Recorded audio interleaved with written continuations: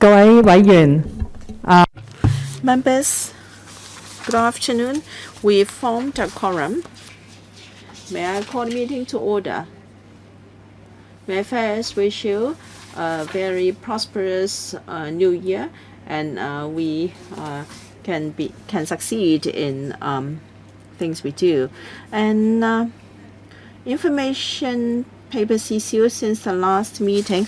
We have a paper from Mr. Tony C, which I've already circulated to members. Members, please note that when you speak at the meeting, you have to press the video function of Zoom. You have to show your face, and the mic will only be unmuted with under my instruction. And if you would like to submit any paper, please send to the email account of the panel. I'm sure you've all got the address. We'll now go into the first item on the agenda. Apart from the paper from Mr. Tony C, we haven't got any other information paper. Before we move on to the next agenda item, which is the items for discussion at the next meeting. Now, if you have any suggestions for the next meeting, you can use the virtual hand function on Zoom. To be fair and to maintain order, may I ask our staff to remove all hands? And members who would like to speak, please use the virtual hand function, and then I will invite members to speak. The date for our next meeting is the 4th of March 2022, a Friday at 10:45 a.m.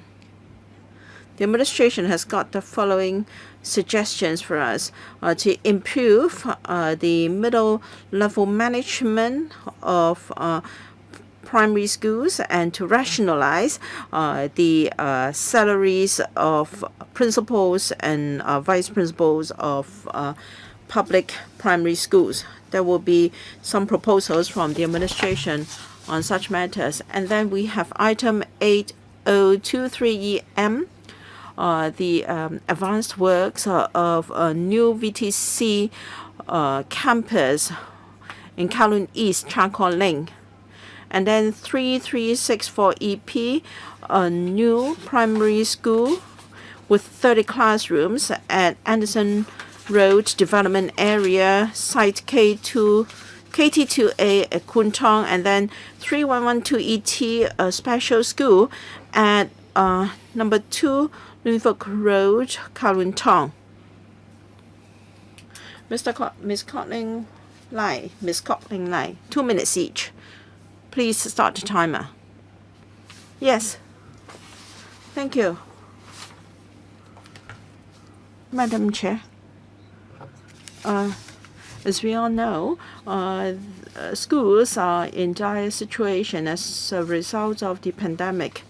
I have suggested that we can discuss a special allowance for schools to fight the pandemic. In particular, we need more support for parents. I hope we can have an item on this at our next meeting to support students and parents that have difficulties under the current situation. Mr. Tam.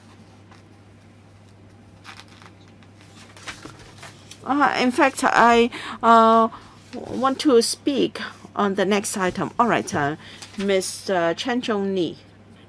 Mr. Chen Zhong Li. Oh, Madam Chair, I actually want to speak on the policy address briefing. All right, Mr. Dick Chi Yun. Thank you. I agree with members. Special schools face a lot of challenges. Parents cannot take care of their children. It's not just about money and I think we should deal with the things. Ms. Chen Hoyen. Ms. Chen Hoyen. Am I coming through? Yes. Because of the fifth outbreak of the pandemic and the fact that it's going to last for a while and the way the government is fighting the pandemic, it's unlikely that we can put the pandemic under control in a matter of weeks. And then many schools are helping to arrange a vaccination for children. So I think at our next meeting, we should discuss support for parents, schools, and teachers. Yeah, and children. Yes, Ms. Dennis Leung. Thank you, Madam Chair. Earlier on, the Education Bureau said that some government schools might merge, and because of the black cloud violence in 2019, many students have moved out of Hong Kong, and as a result, some schools may not have sufficient intake of students, and they may have to close down. So I hope we can discuss this as soon as possible so as to stabilize the situation for primary and secondary schools in Hong Kong so that we can have a stable environment for teachers. Thank you. Mr. Tang Fei. I agree. Yes, I think we should discuss the pandemic-related issues and the lower emission rates of schools. Yes, we should talk about this. And also, recently, the media have a lot of concerns about the Ugc funding for universities. Now, tomorrow, we have a working meeting with the Education Bureau. I also feel that if we only cover the proposals by the administration, including the construction of new schools, will not be sufficient to cover the concerns of the community. Many schools cannot come back to Hong Kong, and some are not coming back, and the population is falling. And what are we going to do with schools? Now, some schools cannot enroll enough new students, and yet we are planning new schools. So I think we should ask the administration to give us long-term projections and why there should be more schools constructed given that the student population is falling. These are all related issues, and I think many of us would like to follow up on the implementation of civic and social education, which has replaced liberal studies as a subject. Now, as I said, tomorrow we have a working meeting of the Education Bureau, and I think that's it for the time being as far as the agenda items for our next meeting is concerned. And we move on to the agenda proper, briefing by the Secretary for Education on the Chief Executive's 2021 Policy Address. We have paper CB4 41/2022 and paper CB4 1638/2021 as well as the Chief Executive's 2021 Policy Address and Policy Address Supplement. Now, for members who would like to speak, please raise the virtual hand. Can the staff please help us to ensure that everyone who would like to speak is on the list? All members of the Council have been invited to join this part of the discussion. I will now invite Mr. Kevin Young, Secretary for Education, to brief us on the Education Bureau's new policy initiatives in the 2021 policy address. So, members, if you'd like to ask questions, please raise your virtual hand. We have 15, including myself. I'll read out the names. Zhu Kwok Keung, Dick Chi Yun, Leung Dennis Young, Lau Chi Pang, Leung Yok Hui, Lam Chen Shing, Tam Mo Hang, Chao Man Kwong, Lok Hon Man, Kwok Ling Lai, Chen Chong Lei, Lam Shun Dong, Regina Ip, Tommy Zhang, and myself. Each member will have 3 minutes each in the first round. Then, depending on the time, I would then consider whether we can have a second round. I give the floor to the Secretary for Education. Thank you, Madam Chair. On behalf of the Education Bureau, may I wish members a very healthy and prosperous Chinese New Year of the Tiger. And the paper has set out our major policy initiatives in the 2021 policy address. The current term government attaches great importance to education, and over 13.5 billion recurring expenditure has been allocated in the past 4 years. And to enhance the quality of education, we have set up task force to review 8 areas of education. We'll continuously monitor and follow up on issues involving schools and conduct of teachers with a view to restoring Hong Kong's educational order. We want our young people to have a sense to understand Chinese culture, Chinese history, national affairs, and with identity with Chinese culture and nation. Now, upon the promulgation of the National Security Law in 2021, we have given full support to schools to implement national education and national security education within and outside the classroom, and with updated curriculum, provided resources so that our students can understand Chinese culture, Chinese history, national affairs, the constitution, the basic law and concept of national security, as well as to cultivate students' identity with Chinese culture and the nation, and strengthen the awareness of teachers and students of the common responsibility to safeguard national security.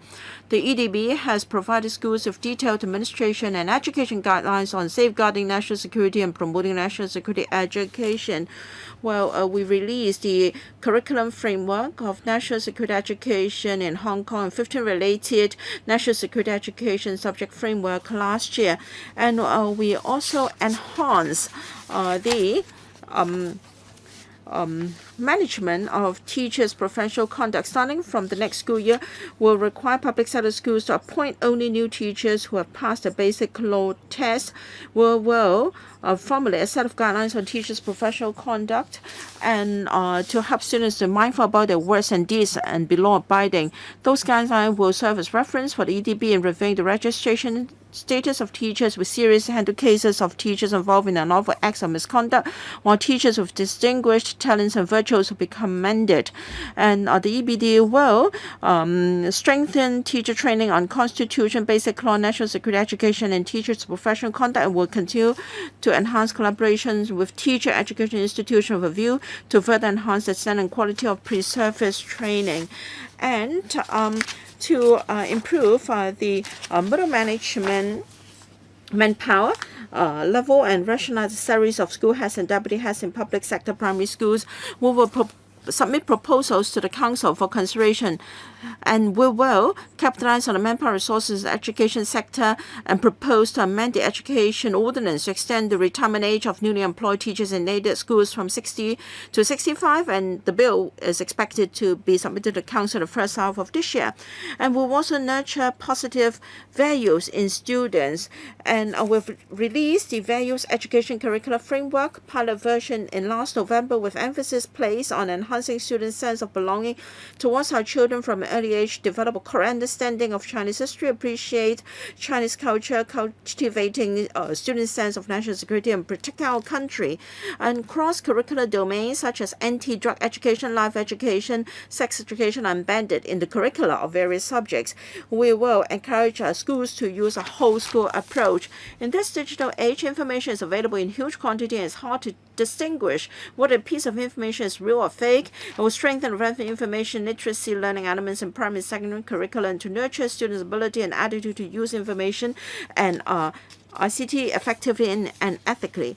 The measure to optimize the 4 senior secondary core subjects, i.e. Chinese language, English language, mathematics, and citizen and social development is taking effect from S4 in the 2021-22 school year and will help release lesson time, reduce education examination pressure, enhance the flexibility of senior secondary education. At the same time, the number of applied learning courses increased to over 50 with more diversified content. And then we've also launched the Active Student, Active People campaign in early October last year to encourage students to engage in physical activities regularly from an early age and to develop a healthy lifestyle.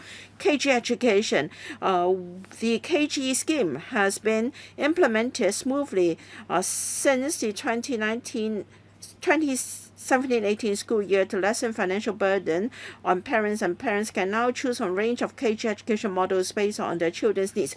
We have streamlined administration, improved the school environment for KGs, enhanced teachers' professional development, promote parent education, enhance support to families with financial needs, and we've provided a one-off subsidy of up to $100,000 to scheme KGs in this school year to strengthen school-based parent education, and one-off professional capacity enhancement grant to enhance the capacity and development of KG teachers.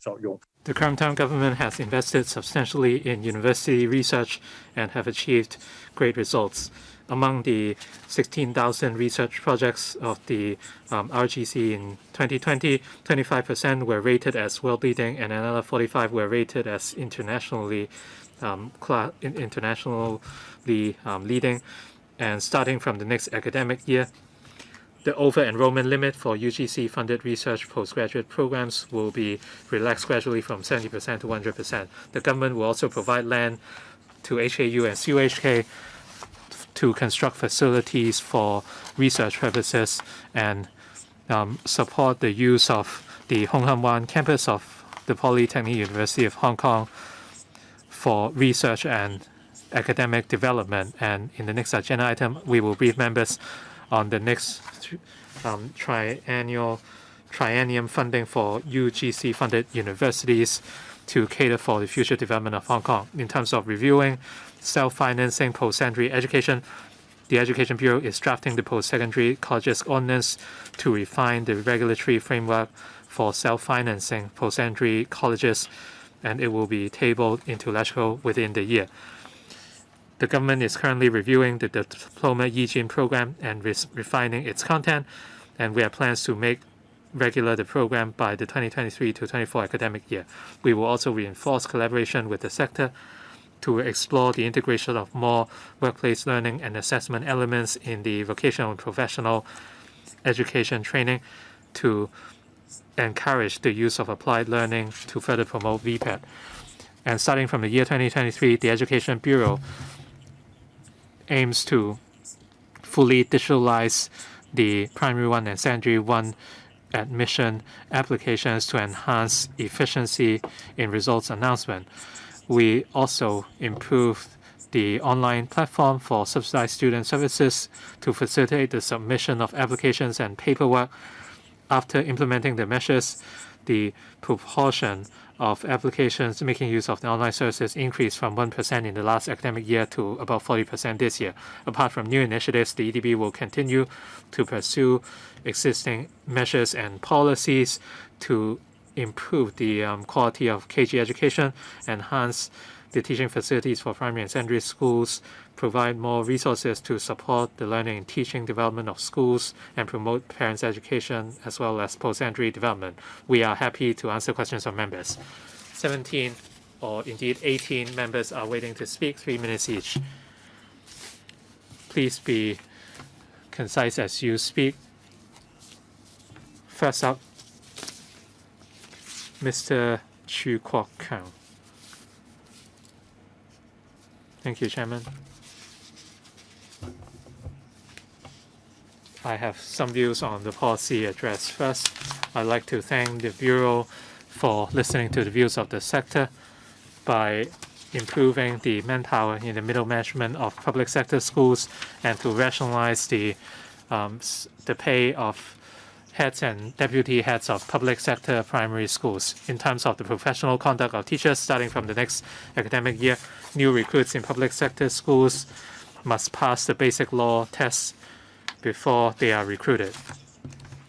The first basic law test was held in early January. The second round will take place at the end of this month. Due to the COVID-19 pandemic, many educators are concerned whether the basic law tests will take place as scheduled, and hopefully the arrangements could be announced soon.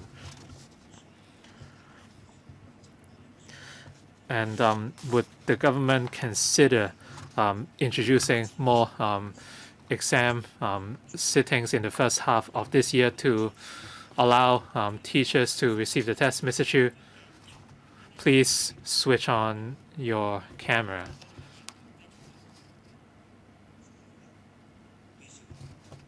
Apologies, I'm not able to activate the function. Please continue.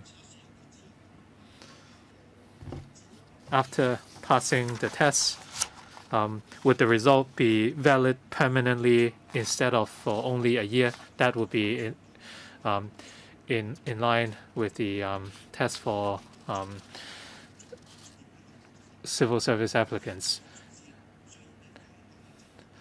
The PA talked about the implementation of different measures, but some long-standing issues still remain. The government said that the application procedures for the freezing and remission of school fees have been implemented, but the room for raising fees is very limited, and given the inadequate number of students, many schools are short of funds. So would the government increase the unit allowance level to allow more schools to benefit? Secretary, in terms of the requirement for teachers to pass the basic law test, the original test date is February the 26th, but in light of the pandemic, we are considering a postponement to the exam. Hopefully, an announcement could be made later this week on the new scheduled date. So once we confirm a date, we will make an announcement. As for whether extra test sittings could be conducted, like we said before, we could only schedule 2 sittings this year. For teachers who could not attend any of these 2 test dates, they could take the CRE test or CRE examination. For the basic law test, we are conducting a pilot scheme in order to gauge the results. And the Civil Service Bureau implemented new requirements on the basic law test. As things stand, the test result will still be valid for 1 year. For kindergartens, if the extent of fee increase is not excessive, express procedures are available, and we will make an announcement on the details very soon. As for adjustments to the funding level or allowance level, the level is based on a formula, and it was approved by LegCo.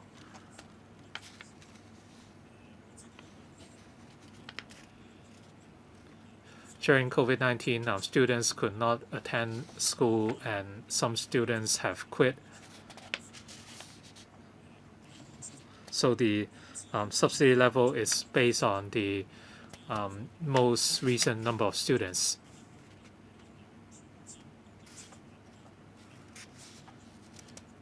It's not feasible for us to adjust the subsidy level to allow some kindergartens to continue to operate, because that would go against the spirit of the subsidy.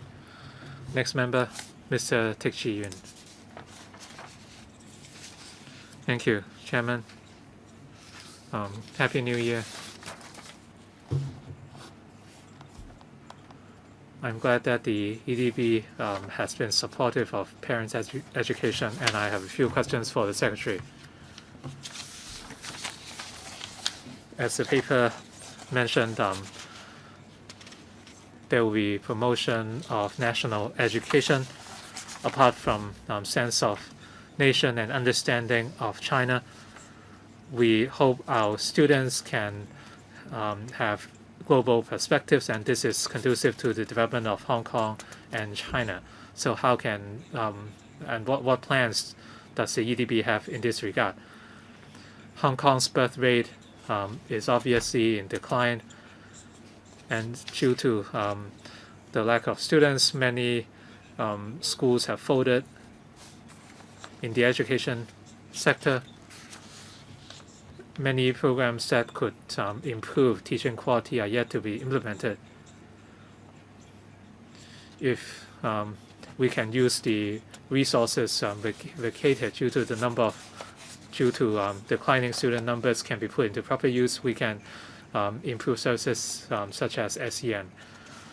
For the remission scheme for KGs and child care centers, can we lower the threshold so that more families can benefit? Recently, the EDB scrapped the committee on conduct of teachers. Conduct is indeed very important. It is important to have input from the sector. Without this council, then decisions will purely be made by the government. Secretary,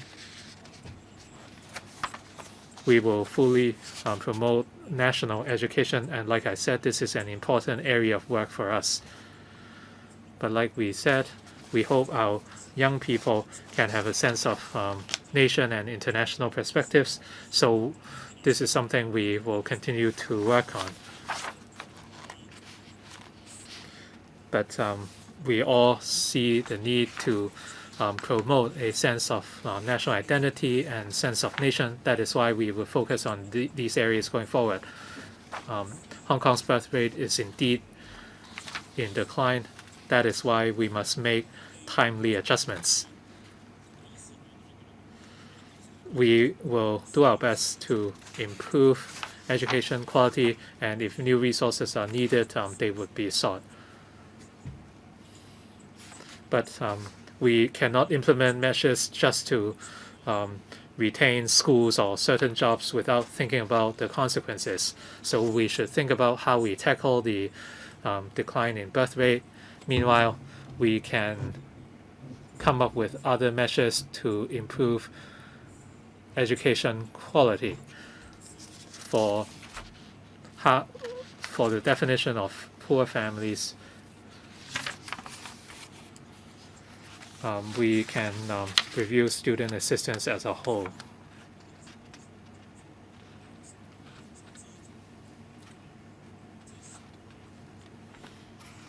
If needed, we can share figures on the current student assistance policy, and I believe a substantial number of students currently benefit. By the time we reach that item, we can have a discussion on that. Secretary, we have to move on to the next member.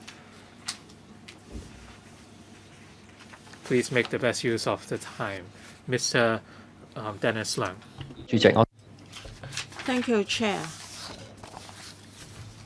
The Council on Professional Content Education has stopped operation, and the Education Bureau will be responsible for related matters. How can you ensure that there can be a professional autonomy? And now, because of the national security law, civil servants are now required to make an oath or declaration. When will the same apply to teachers? And I'd like to know how does government is going to improve the diploma Yijin program at S4 and S5. Can there be more applied learning or technical subjects so that some students can receive more training in these areas so they can be prepared earlier? Secretary, regarding professional development, now we have a committee for professional development of teachers and principals providing a lot of professional advice. It has given us a lot of suggestions on professional development of and training of the sector. And as for registration, all along the Education Bureau is responsible under the relevant legislation, will continue to take care of this. As I said in my opening remarks, we are going to have a more detailed or specific guideline on professional conduct so that the public and also the sector have a better understanding of our requirements for a professional teacher. And that's an important element in considering the teacher registration applications in future. And as for VPET and also applied learning, as I said, we have increased the number of applied learning subjects. Now there are already 50 applied learning subjects for students to choose from. And it's important that we promote further to schools, to parents and students so that they understand what is the value of applied learning subjects in secondary schools, so the students can explore their interests and have some preparatory training in such subjects. They don't always have to dwell in traditionally academic subjects. As said by members, different students have different interests and aptitude. What about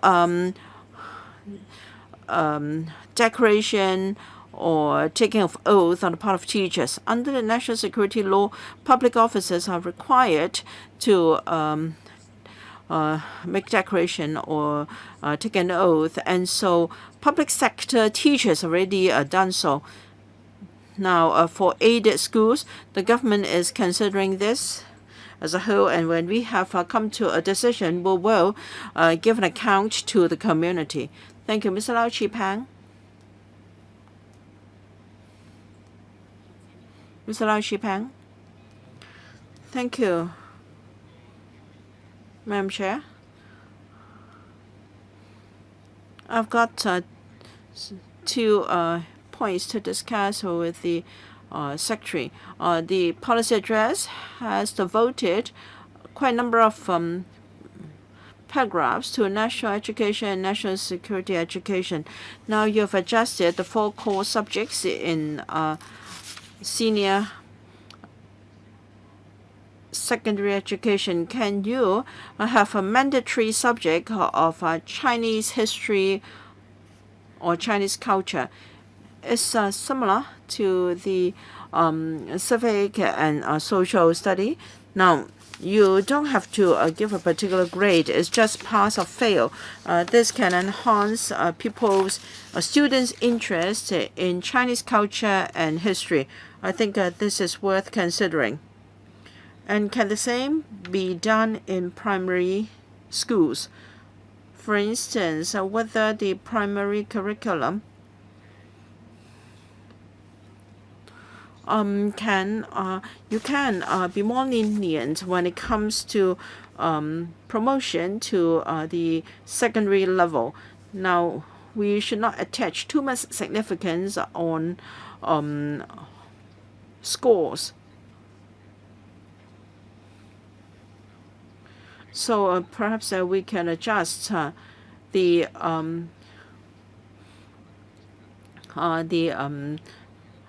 system. For instance, there are two in P5 and P6. There are various examinations where the scores will be used for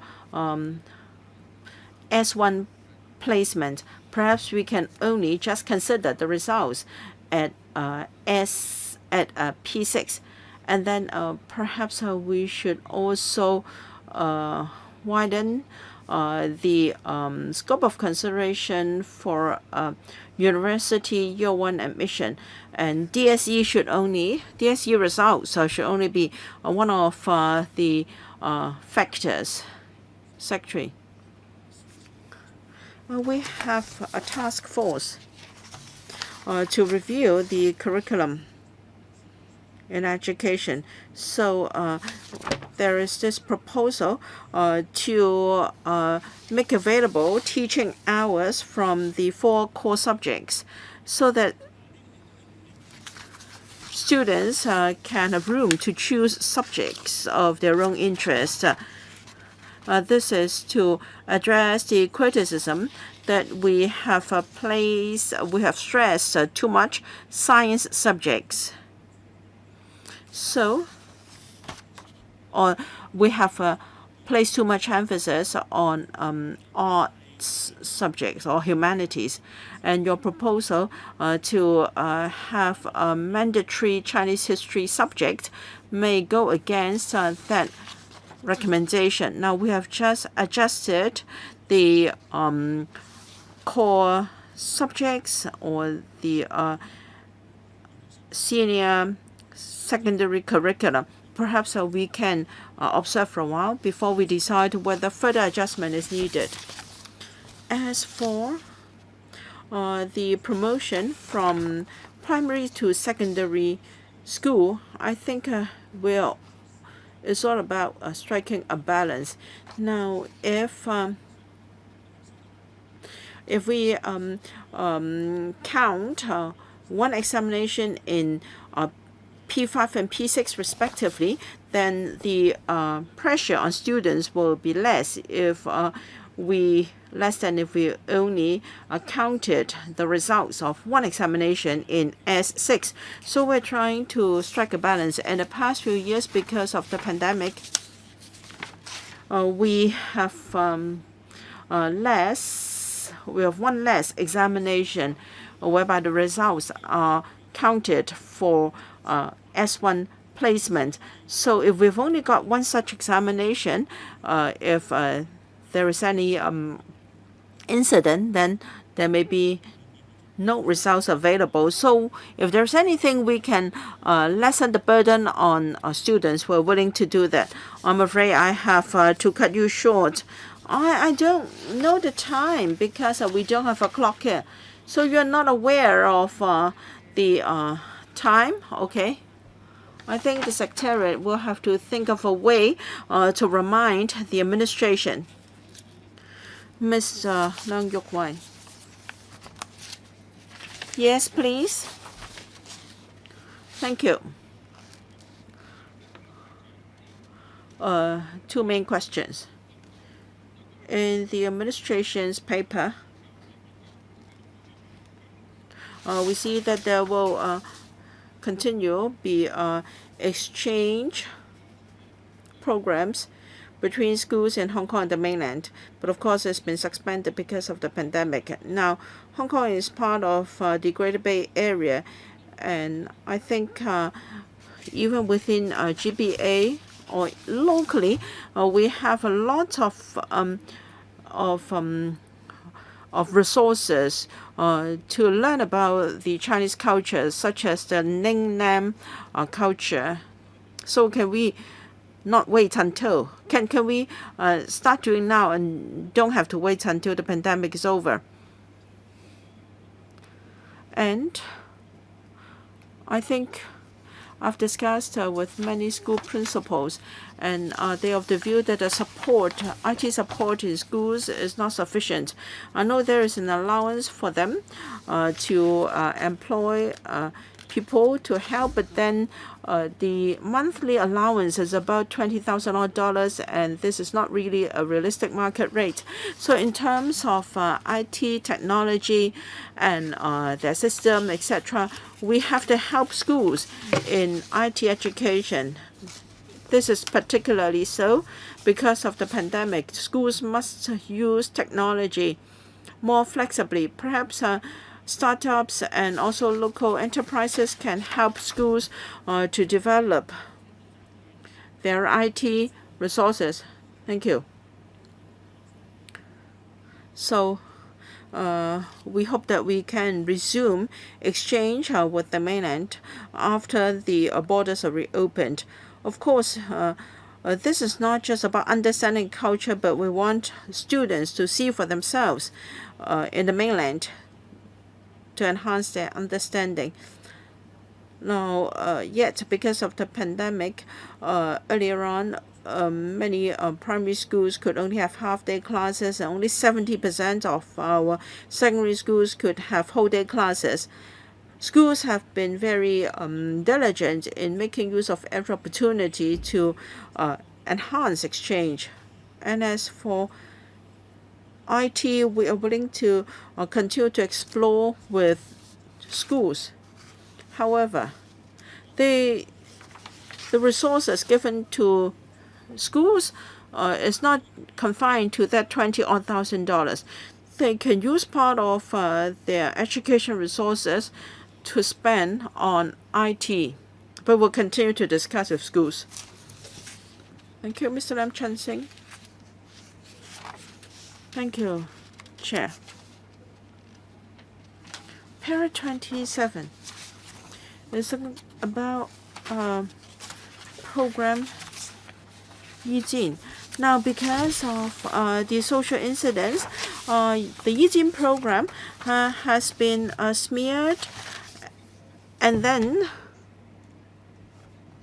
I think this goes to show that the community actually doesn't give enough recognition to such program, and the graduates may be neither here nor there. So I think we can give resources to SMEs to employ Yijin graduates to serve as interns, so as to address the human resources mismatch issue. And I know we have VPET for DSE graduates. I think we can review the current arrangements so that we can use government resources better. Para 20A is about cooperation with institutions in the Greater Bay Area, in particular vocational institutions in the mainland. Can the Secretary please elaborate? The Diploma Yijin program is mainly for DSE graduates that cannot obtain a grade 2 in 5 subjects. And there are also rather practical subjects in the program, such as English grammar. But the teaching time is limited. It is a 1-year full-time program or a 2-year part-time program. So to what extent can it be career-oriented? Well, we can cover that in the review. And then higher diploma programs are more vocational-oriented. I'll defer to my colleague on collaboration with Shamjan and VTC. Yes, starting from 21-22, there will be 4 higher diploma programs covering engineering, IT, and hotel management, etc. We will continue to explore the possibility of operating more programs. All right. Mr. Tam Hang, thank you. Thank you, Madam Chair, and thank you, Secretary. I have got 3 questions. The first is enhancing the professional conduct of teachers. I'd like to know whether, as a matter of institution, we've already strengthened professional conduct of teachers, because I understand that the relevant requirements or the code of conduct has been in place for more than 30 years, and it's high time it's reviewed. I'd like to ask the Secretary whether it intends to revise the code. And what about the teaching materials? While teaching materials are devised by the government, there are school-based teaching resources and worksheets. How can you ensure that teaching materials prepared by schools are positive, so that students would not be taught to be hostile to the mainland? And starting from the next academic year, for public sector schools, teachers and new teachers will have to pass the basic law test first. Why wouldn't you apply the same to private sector schools? Thank you. 問題關於第一个问题the first question is about the professional conduct of teachers. Our plan is for the EDB to establish its own professional code and guidelines. In the past, a teachers association established the guidelines after deliberations within teachers, and the EDB will establish professional guidelines on conduct for teachers. In terms of teaching materials for students, at Hong Kong, we practice a school-based system, and that is schools can adjust or adopt their teaching materials based on the level of the students. For the same set of teaching materials, they could be deemed too easy or too difficult depending on the students.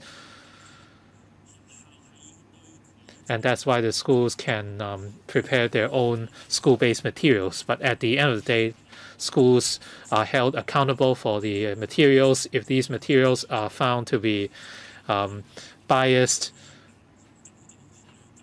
we will certainly exercise oversight. For the basic law tests, like I explained, we are in the first year of the pilot program, and this applies to public sector schools. As for the way forward, we will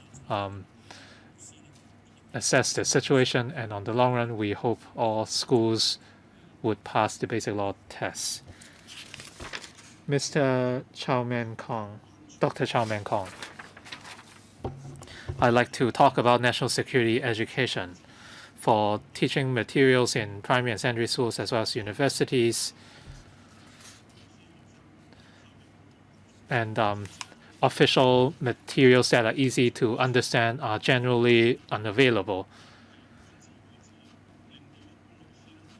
For training materials for teachers, very often they are not very easy to understand, and due to a lack of central guidelines, many of these training materials or programs are made optional. Some schools even intentionally prepared negative materials which impart a negative impression on our nation. would you carry out inspection on national security education or even conduct spot checks to identify these black sheep?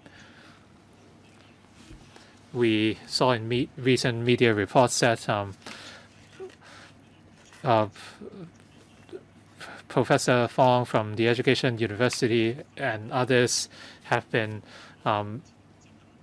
studying or working on topics that jeopardize China and Hong Kong with public funds. This situation cannot persist. Can the panel write to the EDB and UGC requesting an explanation over the situation? They must explain the funds granted and by which committees, the reason for granting the funds, how were the memberships decided, and for these projects granted, how are they conducive to the future of Hong Kong? And did UGC consider whether these projects are in line with the laws of Hong Kong?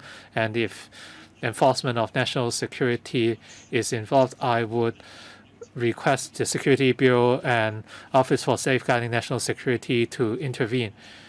And in terms of the enforcement of national security education in universities, for students, parents, and educators, if they spot these incidents, they can report to myself. For the Director of Audit, they should conduct more regular audits on UGC and LGC and offer recommendations. Dr. Chow, I would have to stop you here. We will discuss UGC in the next agenda item. I will give 15 seconds to the Secretary to respond.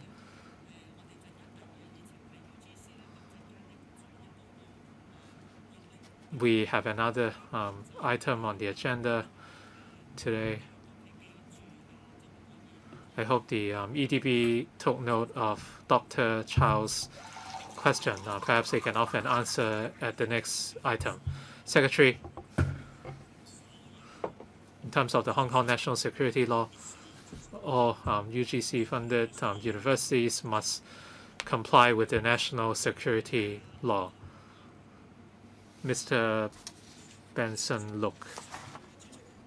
Thank you. Chairman.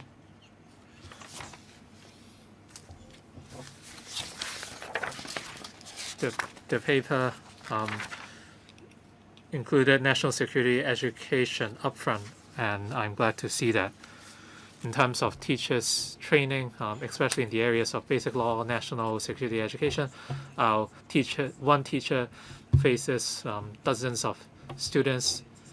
So by enriching the knowledge of the basic law and national security among our teachers, that would benefit our future generation. Paragraph 6 of the paper mentioned that 85% of primary and secondary schools sign up for the workshops. So I'd like to explore the results. The paper says 95% of the primary and secondary schools sign up. What was the percentage of teachers attending these workshops? So the results really depend on the number of teachers in each school.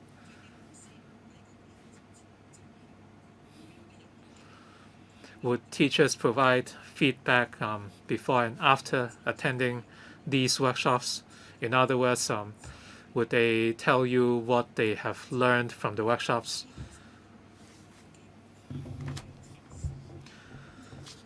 For the basic law test, if I understand it correctly, the test lasts 20 minutes. Among the 15 multiple choice questions, if you answer 8 of them correctly, you would pass the test.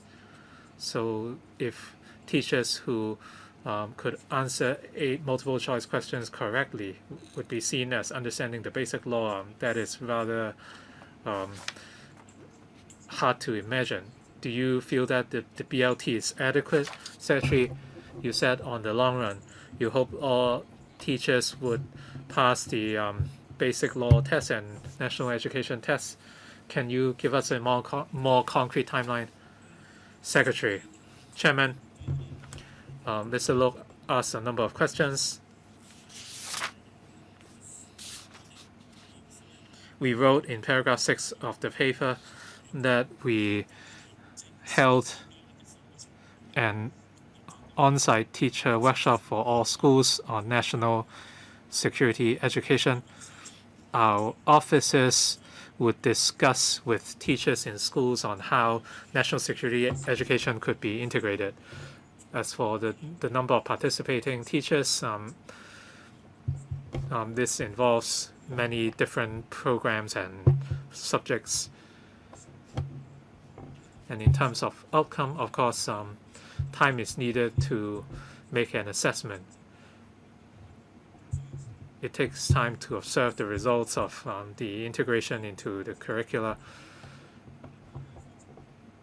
For each program, we would ask for feedback from participants in terms of programs on the Constitution, basic law, and national security. The majority of respondents said they were helpful.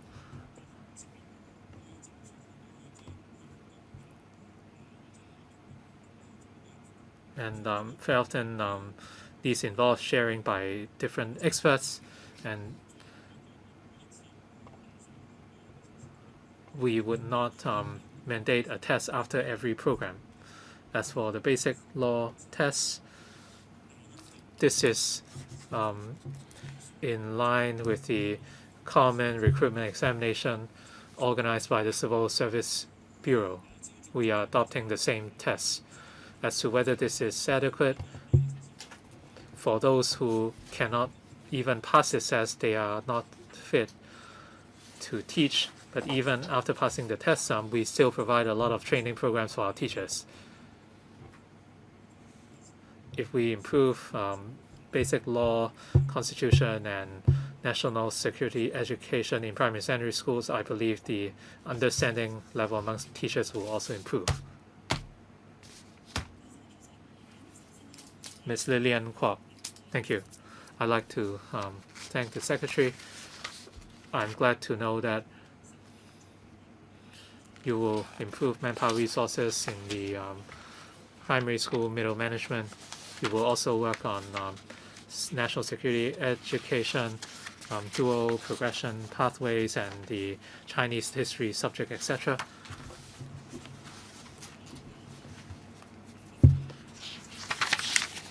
I'd like to talk about kindergarten education. Would you consider providing funding for support staff, that is educational psychologists? We all often talk about early identification. We should intervene early from age 2 to 6. But I'm yet to see any plans from the Education Bureau to support staff in kindergartens. Normally, students would have to wait 2 to 3 years before receiving an assessment at a public hospital, and they might have missed the golden window. And currently, there are no counselors in schools. There are social workers and in-house psychologists, but counselors are very important because they provide emotional support for parents and students. So hopefully this could be considered. I don't see any mentioning of special schools in the report. I hope the Secretary would consider supporting special schools by enhancing their environment, including their ventilation systems and negative pressure rooms. So in that case, the staff working in the special schools are put under danger. How can you also help tackle the lack of manpower in special schools? Reinstating the special education allowance could benefit teachers working in these schools. Secretary, when we look at the policy addresses in recent years, there was a lot of discussion on special schools, including providing manpower and resources. We invested substantially in special schools. We did a lot in prior years. And when you look at the policy address supplement this year, you can see that we did a lot in special education. As for dedicated staff in kindergartens under the government system for preschoolers or for children under the age of 6, the Labor and Welfare Bureau would provide support. In the past 2 years, they have been providing on-site service and dedicated staff, and we work closely with them. As for counselors,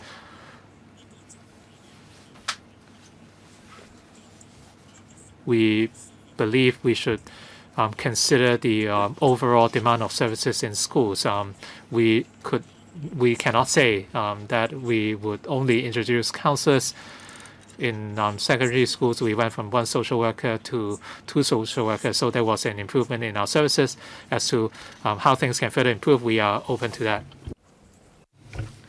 Mr. Rock Chen. Thank you, Madam. I'm pleased to hear from the Secretary that we're going to promote VPET. I'd like to know whether on a regular basis there will be a survey and planning of VPET in the short, medium, and long term. And with real market data, we can then, in schools, promote and explain career planning and also apply learning and VPET to parents and teachers, so that we can ensure that there is a better match of trained manpower and demand of the labor market. When it comes to manpower planning, it is the work of the government as a whole. Under the CS4A, there is a committee in this time of government to do this.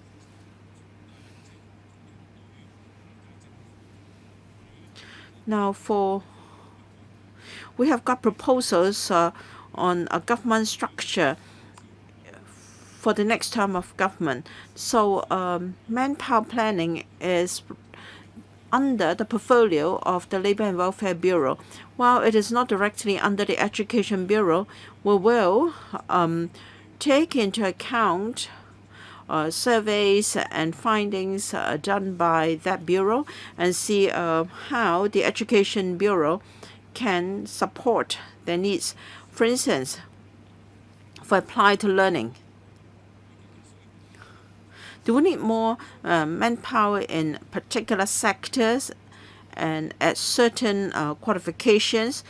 I'm sure universities and teacher training institutions will plan their work according to such reports. So I'm sure the next time government will do more in this regard.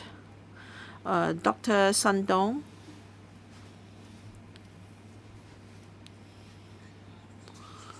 Thank you, Madam Chair. I'd like to explore with the Secretary UGC-related issues. But then this is not relevant to the next item. Rather, it's about the positioning of UGC. Now, UGC is a legacy of the colonial government. So through a central body, funding is made available to different universities. Before and after the handover, I think the UGC has been positive in ensuring the stability of our universities. However, the structure of the UGC has never been reviewed, and very often the membership, some members are from overseas, and some of the in some other places they no longer have structures like UGC. They have UFC instead. That is to clarify the role and responsibility of post-secondary education on the country, and so they have this new UFC structure, so the universities can understand the power of the country. The UK has abolished UGC because it lacked the ability to lead universities. This is very similar to the situation in Hong Kong. Now universities should serve the country. They should be able to nurture students with a sense of national identity and willing to serve the country. I'd like to know whether the UGC is able to perform this role now. So I hope the Secretary can comment on the positioning of UGC. In fact, it is a non-statutory government body, advisory in nature. Why should it be in control of tens of billions of dollars in resources? It have a say over the management of universities, and the UGC Secretariat has got over 100 civil servants. It is in fact a government body, not a statutory body.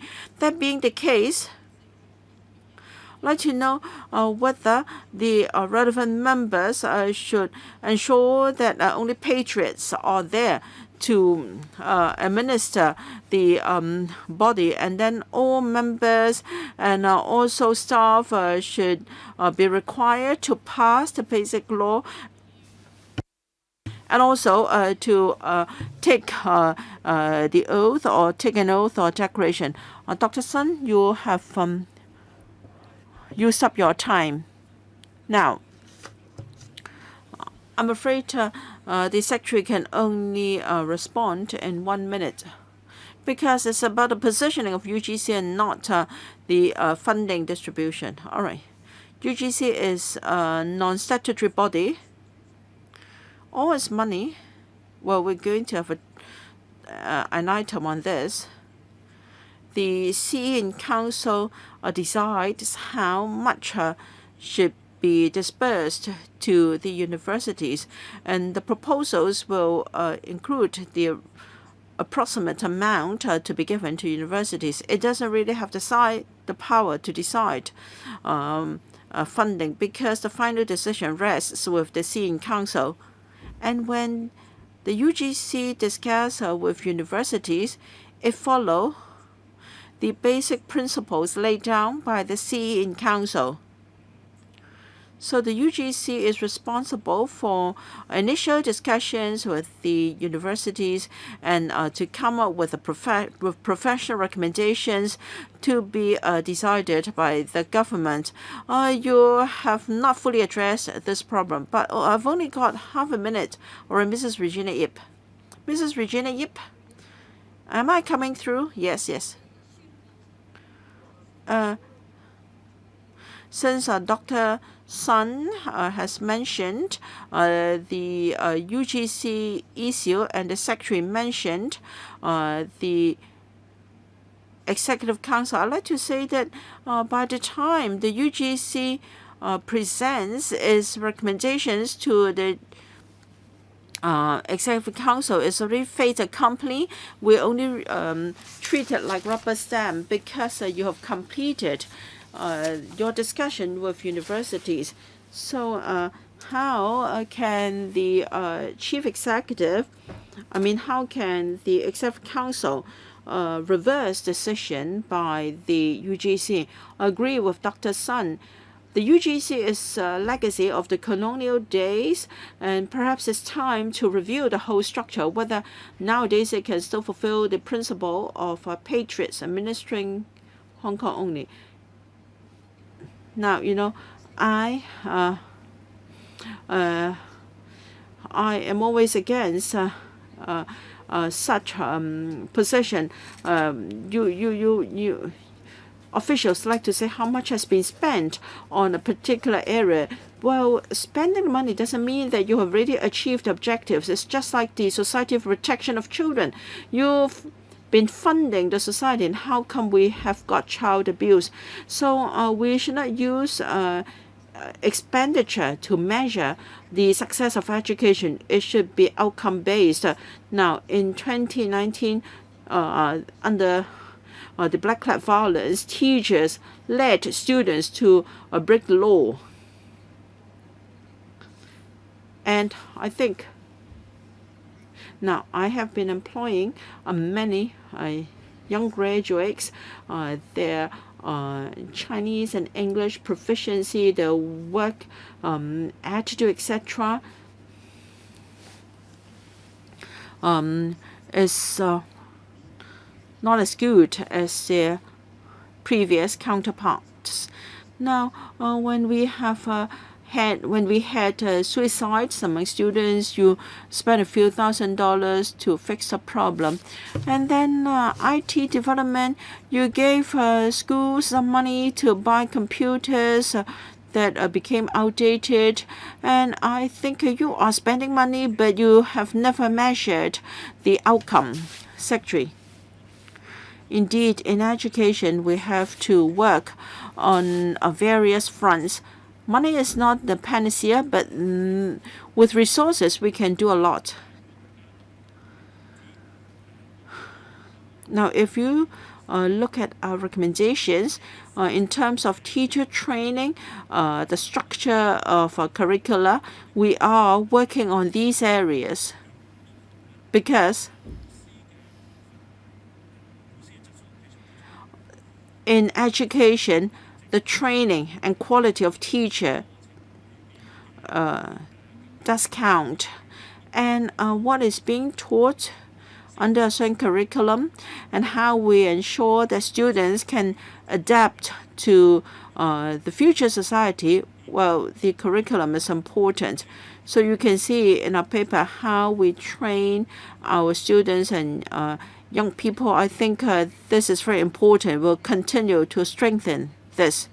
Do you admit that the new senior secondary structure introduced in 2009 is a failure? Some members ask you to provide more applied learning. Now, I think for some of the applied learning subjects, you've only got a few scores of students, and some of the subjects are now shelved. Would you say that the new senior secondary structure is a failure, where we would not assess the success or otherwise of a system in this way? We have asked some universities how our students are different before and after the DSE system. Some said that now pre-DSE students might have more in-depth understanding of subjects compared with their post-DSE counterparts. I'm afraid we don't have enough time for you to explore this matter in depth. Well, Mr. Tommy Zhang. Mr. Tommy Zhang. Am I coming through? Yes. Secretary, I've got 3 questions for you. First, the Anti-Epidemic Fund 6.0 is most important. I told you a few weeks ago that the lunchbox suppliers, well, I said the same to the CE in her question time, just like the tourism sector, because schools were not in operation, or they haven't have full day classes. So these are lunchbox suppliers did not have any business. So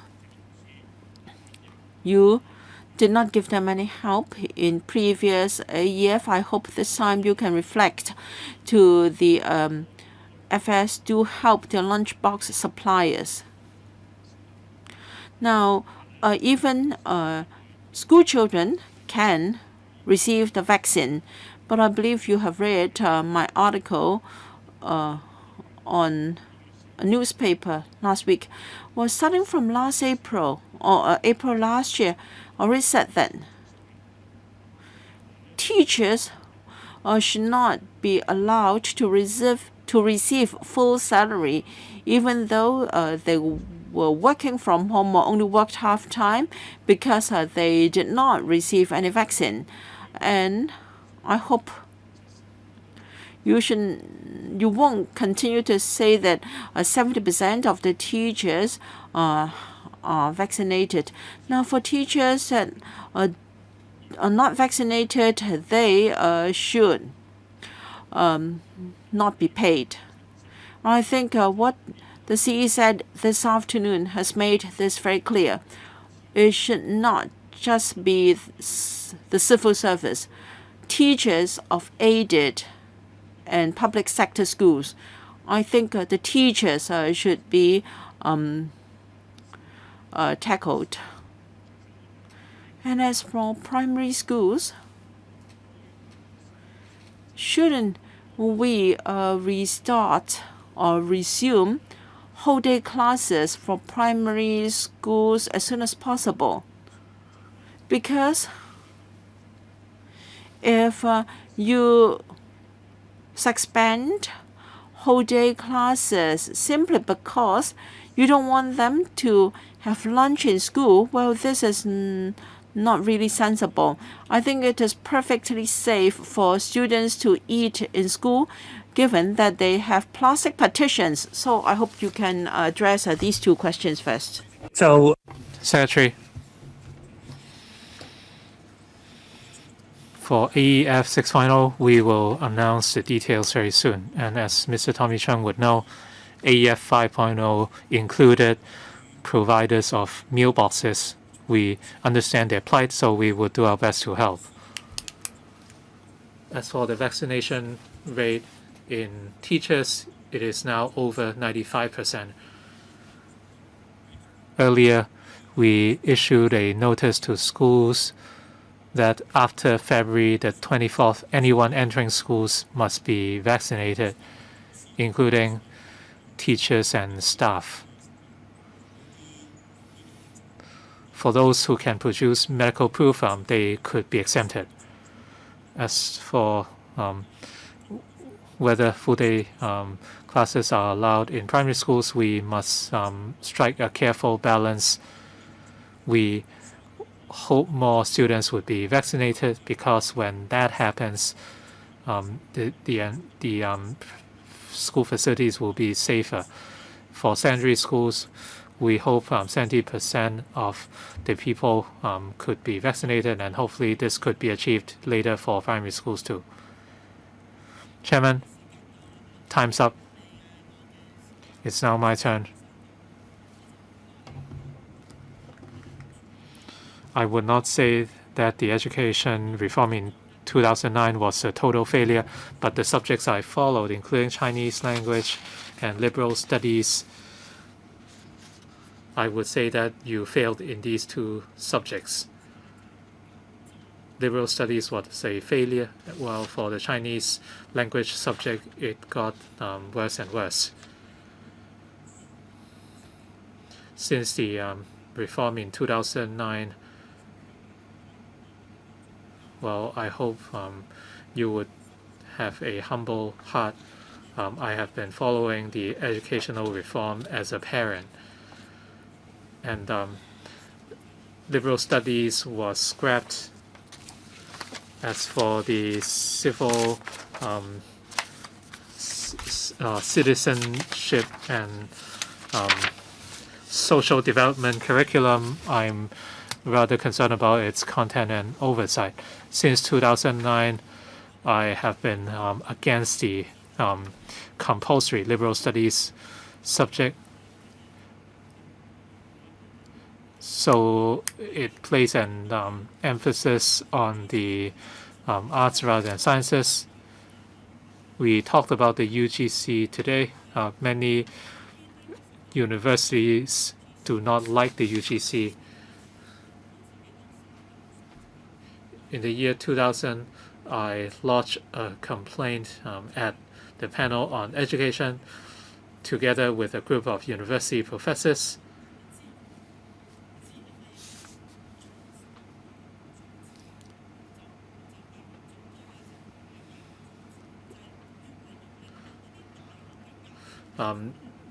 The policy making took place behind closed doors.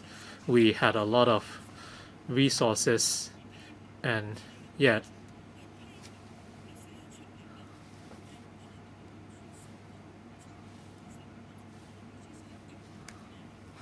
well, what should be the role of UGC? You ignore the outcome. We saw that our teachers were not patriotic. Even if 15% of our students thought that way, you could have a big problem. You created students who were unpatriotic.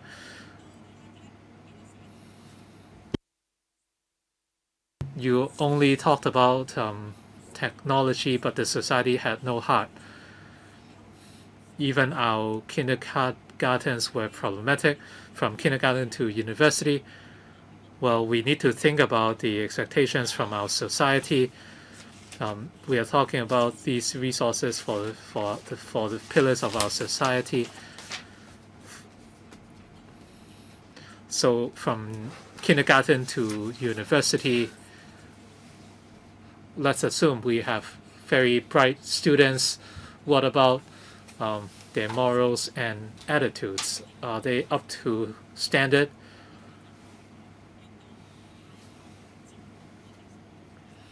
Or are we going to be disappointed by these young students?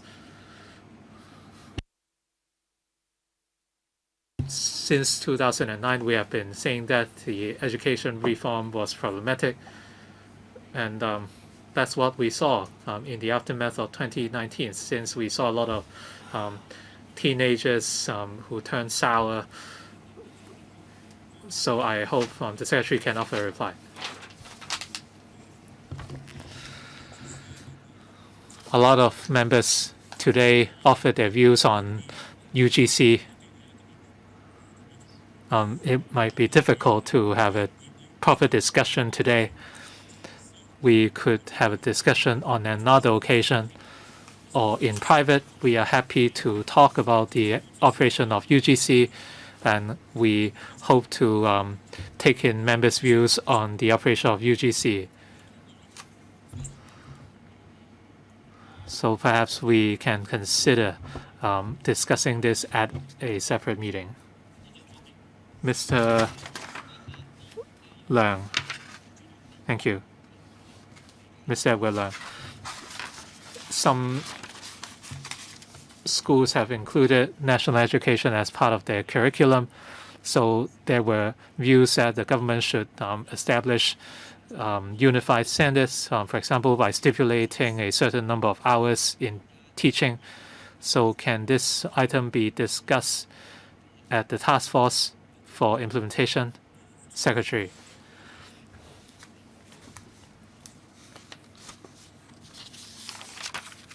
In the coming Triennium funding cycle for UGC funded universities, one of our requirements is that the universities must reinforce national education, and they address that in their proposals.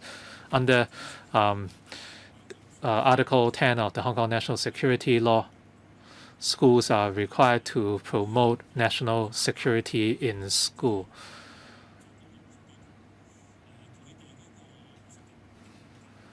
We must respect the autonomy of universities. We require universities to conduct work in national security education according to the law, and we are now collecting information on their plans. Once we assess all the information submitted, we will identify room for improvement and exchange our views with the universities with a view to achieve improvements. I believe work must be reinforced on many fronts. Dr. Tik Chi-yun speaking for the second time. You have a minute, and then we will draw the line. Dr. Tik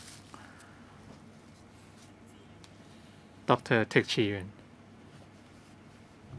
主席，多謝。 Chairman. The Council on Professional Ethics was scrapped, so how could the sector participate in matters relating to the professional conduct of teachers? There are two areas of work to the Council. First, we have COTAP. The COTAP has teacher representatives. As for the registration of teachers, all along, this has been part of the work of the EDB. For the Council on Professional Conduct in Education, in the past, when dealing with complaints, the efficiency was lacking. So even without the Council, we would continue to use our existing mechanism in dealing with complaints against teachers. The Council carried out a survey years ago showing that our current mechanism is effective. As for the code of conduct for teachers' ethics, the EDB would compile a code, and in the meantime, we will certainly collect the views of teachers. We now enter the next item on the agenda. I remind members that if members have any direct or indirect pecuniary interest on the item to be discussed, please disclose the nature of such interest before you speak according to Rule 83A of the Rules of Procedure. Triennium funding for University Grants Committee funded universities. We invited all other members to attend. The Ugc proposed providing a specific recurrent funding of $63.2113 billion in the 2022 to 25 triennium. Members who intend to speak, please raise your hand. Please clear the previous markers. We first invite Dr. Choi Yuk-lin, Undersecretary for Education, to brief us on the electrical brief EDB HE3/1/10-1 brackets 22 to 25C. Dr. Choi, please. Thank you. According to the current policy, the government provides ample funding to universities to support the sustainable development of the post-secondary education sector in Hong Kong and to maintain teaching quality. And this is to ensure Hong Kong's manpower capital. Currently, the government allocates recurrent grants to 8 UGC-funded universities in the form of a block grant, normally on a triennial basis, to tie in with the academic planning cycle of the UGC-funded sector. For this purpose, the UGC conducts the planning exercise to devise its recommendation on the government on the funding requirements of the universities in each triennium, as well as the allocation of student numbers and recurrent grants to individual universities. According to the proposal, the EGC will provide a total of $63.2 billion in the 2022 to 25 triennium, up about 4.5% compared with the previous triennium.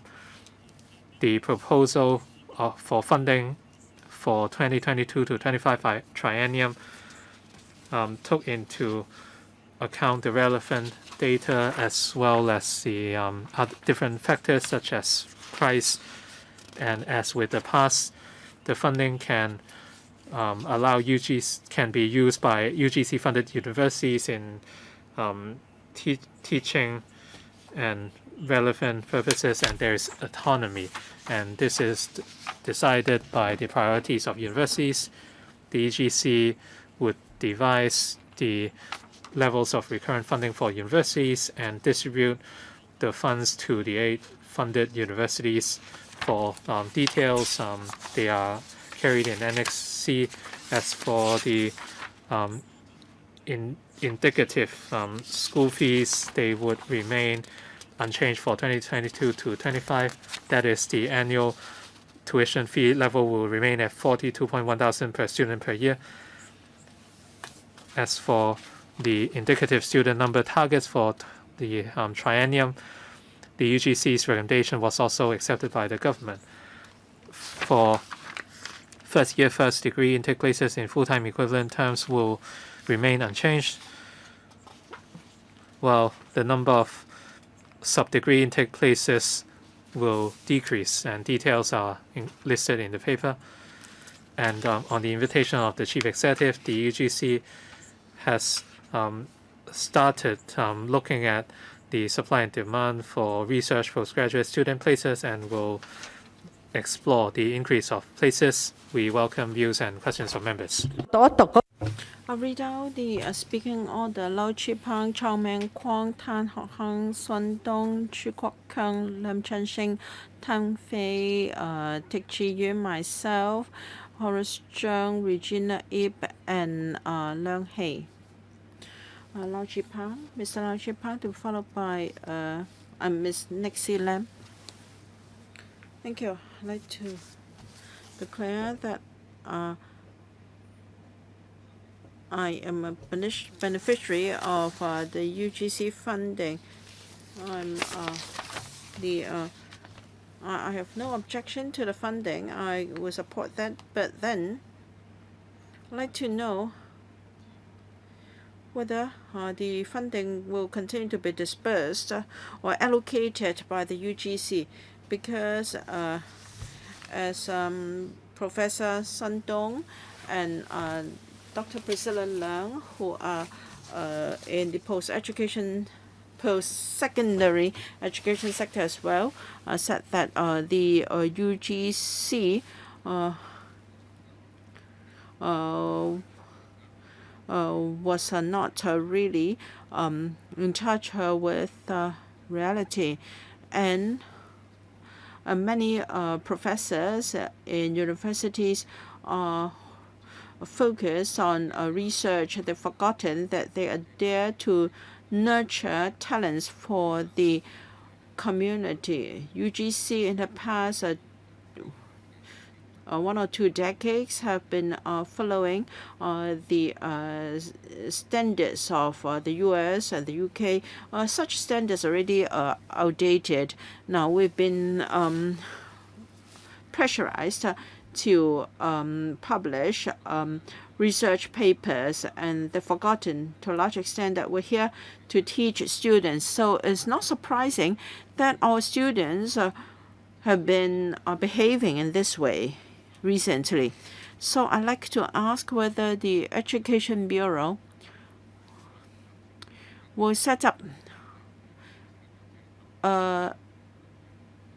whether we will set up a special working group to discuss the role of UGC in funding allocation for our universities. Now, our country has now become a very important nation, and yet the UGC is still adopting mainly the US or the UK standard. Of course, we won't say that English shouldn't be used as an international language, but while we use the US and English standards, shouldn't we put in place some Chinese standards in parallel? You know, many of the members of the UGC are laymen in education, and the membership is dominated by people from the US or the UK. Dr. Choi. what will be the resource allocation by UGC in the future. As said by the Secretary, if members would like to have a discussion of UGC, now we'll continue to collect views from members and we'll continue to review the situation. Now, UGC is a non-statutory advisory body. One of its major responsibilities is to allocate funding to 8 UGC funding universities in a transparent manner. Following our current mechanism, UGC make recommendations to the government, and as said, the Seeing Council make the final decision. As regards whether we can have a separate discussion, I think when we meet with the chairman tomorrow on the work plan of this year, we can follow up. As for views in relation to UGC, well, I heard them. I'd like to know whether the representative from UGC present today has anything to respond. Thank you. Members said or queried whether overseas members of the UGC understand the situation of Hong Kong. I can only say that overseas members of the UGC have contributed a lot to our university education. And among our members, we have also got scholars from renowned universities in the mainland taking part in the discussion. Now for instance, to enhance the governance of universities, we have got an agreement, accountability agreement with the universities. We set a lot of store by this framework. Overseas members have taken reference from accountability system of universities from all over the world, including those in Australia and also Asia. So they have actually contributed a lot. I was more lenient in the first question, but I'm sure you will have plenty of time to supplement. Many members are waiting to ask questions, and if the questions are repetitive, I'll be very strict. Mr. Chow Man Kwang. In fact, you already asked a number of questions about UGC. Do you have anything to add? Now, I'd like to comment on the system itself. As Mr. Lau mentioned, there are many overseas members, not just in the UGC, but in its subcommittees. Now, we know that there are also representatives from the mainland.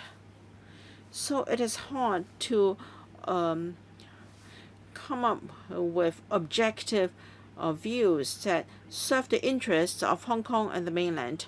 I think views should be objective and unbiased, and I think the views should cover all parts of the world, including that of our country. And I'd like to know whether the current development is in the overall interest of Hong Kong and the development pattern of our country. Now, in the funding paper, we can see that in the coming 3 years, about $72 million will be given to each university per year. I don't know whether such an amount can suit the development needs of Hong Kong and the country. And it is said that universities are encouraged to develop in the GBA, but then I do not see any funding for that. And then the whole design is rather intransparent. For example, who will set the theme-based studies? So now we should put specific demands on our 8 universities to tie in with the 14th five-year plan to ensure that universities can serve the development needs of Hong Kong. Thank you. With regard to the membership, I will say a few words, and I'll see if Professor Tang has anything to supplement. Members come from different backgrounds and also professions. We need an international perspective. We have to take reference from international standards. And so in appointing members, we will consider their contribution to our post-secondary education sector. In fact, the ratio of overseas to local scholars is more than 1:8. So if members have any views, all right, we take note of them. And as for the funding criteria, we use our current mechanism to work out the funding application. We look at the total funding. And as for funding, now UGC would consider the teaching and research direction to serve the needs of Hong Kong. So in the coming triennium, there are 4 strategic directions for universities to take into account. Now, universities must have long-term planning and should take into account development opportunities and demand of the GBA. And secondly, universities should consider efficient use of resources. And then they should also consider whole person education and education and constitution, the basic law and national security law should also form part and parcel of students, university students. And the 4th is the basic research capability is a fort and must be maintained. So UGC will take all these into account when allocating funding. I'm afraid I can't give the floor to Professor Tang. I hope later on we can give time to Professor Tang to give an overall response. Mr. Bangkok Tang. Thank you, Madam Chair.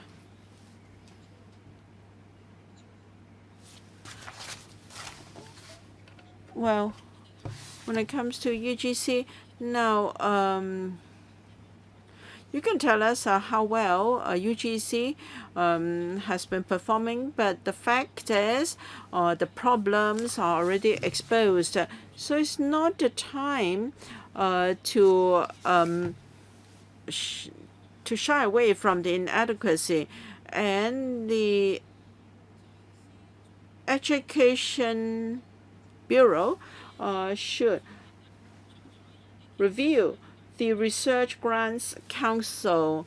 In addition to problems already exposed, there are still problems. The system should be reviewed and reformed as soon as possible, and all new projects should be critically examined to ensure that external forces will not continue to infiltrate into our education sector. I have taken part in briefings by over a dozen policy secretaries. Most of them were able to communicate in Putonghua. How come for this secretary they cannot respond in Putonghua? Well, if possible, I can respond this problem on knowledge transfer of knowledge. I think members have noted that among now for the universities,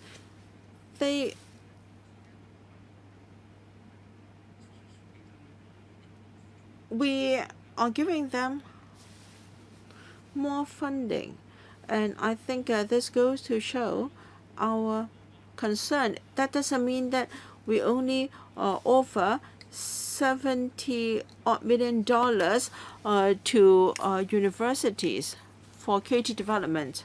And as for thematic researchers, we have a committee chaired by Professor Chi with representatives from different and also scholars and experts. This year, in our discussion, we covered how in the development pattern of the country we can adjust our research focus. And as for development in the Greater Bay Area, under the current policy, our funding is mainly for local universities and local students. We encourage universities to develop in the GBA. And universities can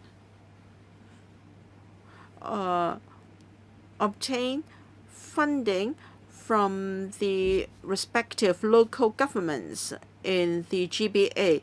So we will see how we can assist universities to develop in the GBA. Thank you. He's not really answering my question. Dr. Tan asked whether you would make an investigation. Are you going to investigate these exposed problems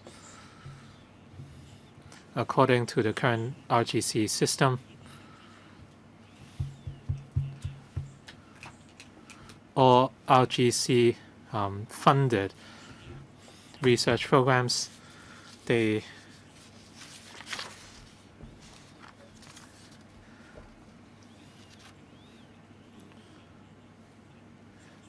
each school has its own vetting committee, and upon vetting, these would be submitted to the RGC.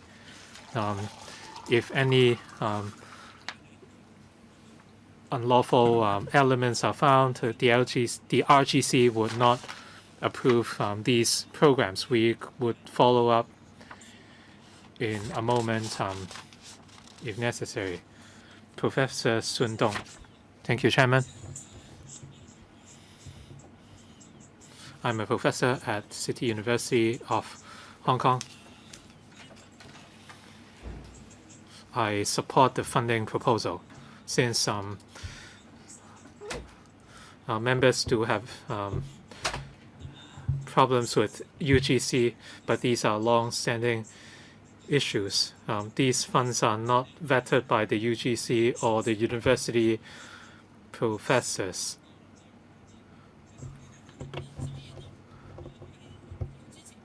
I support the funding.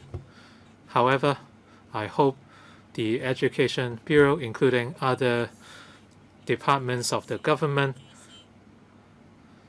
must immediately conduct a review of the UGC. Members support academic autonomy and international development, but what are these foreigners doing?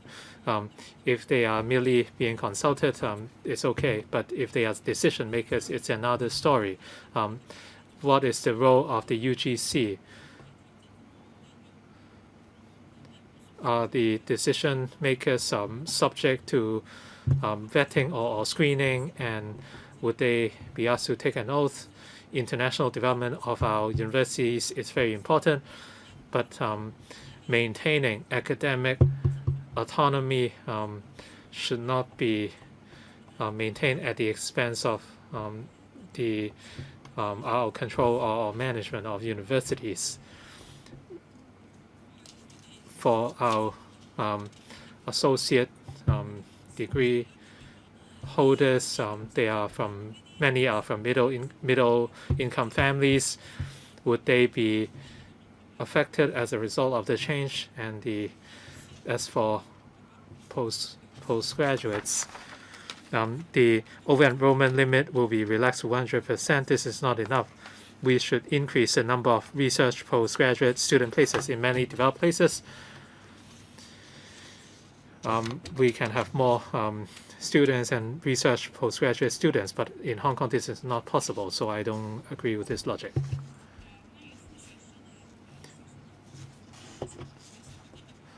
For associate degree holders or SE intake places, it did not decrease. We only decreased the number of UGC funded sub-degree intake places. Currently, the VTC receives some of these students, so the learning for graduate students would not be affected. As for the over-enrollment limit for postgraduate student places, it will be relaxed to 100%. Professor Sun says this could be even higher if there is a demand for student places. Well, we will further open up the number of places. That would not be an issue. I like to talk about the situation of the RGC mentioned by Dr. Tan. As to whether the system is appropriate, this is up for discussion. As for issues relating to researchers, I believe that would be dealt with by the respective universities. So in terms of personal conduct and problems, that is a separate discussion from the system itself. As for issues with the RGC, I believe the Secretary and all of us have heard your views. Going forward, we can have further discussions. Thank you. Mr. Chu Kwok Kang, thank you. As a whole, I support the funding proposal. However, the operation of UGC and the vetting mechanism leave a lot of room for improvement. So the authorities must learn from the experience and proceed to a reform. They should build a more complete and reasonable vetting mechanism and conduct better oversight to ensure the proper use of public funds. I hope no one would engage in acts that jeopardize national security in the name of academic freedom. As for the distribution of funding among universities by the UGC must be improved as well.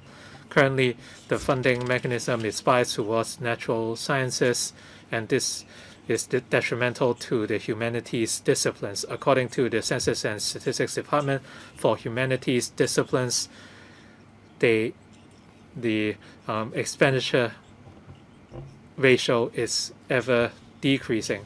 So the authorities must fairly distribute the resources. The UGC funding is biased towards the universities who are strong in research, and this is detrimental to the smaller institutions, and this must be improved. Undersecretary, as for views on UGC, as Professor Tang said, we conducted a review in 2015, and having collected your views, we will continue to have discussions on how the current mechanism can be enhanced. In terms of the funding mechanism for universities, I will offer a brief comment. in terms of resources on humanities disciplines in recent years, the government has invested substantially in universities, especially in the area of STEM. So it's not that we are biased towards the sciences. For certain natural science disciplines, the costs or the research costs is relatively high, so we place equal emphasis on humanities and the sciences. As for the funding mechanism,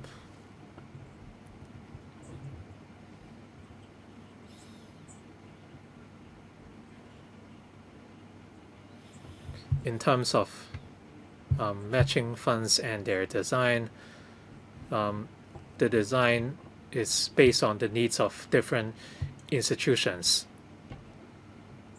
And as such, we allow institutions of different characteristics and scale to develop accordingly. The meeting will be extended by 15 minutes.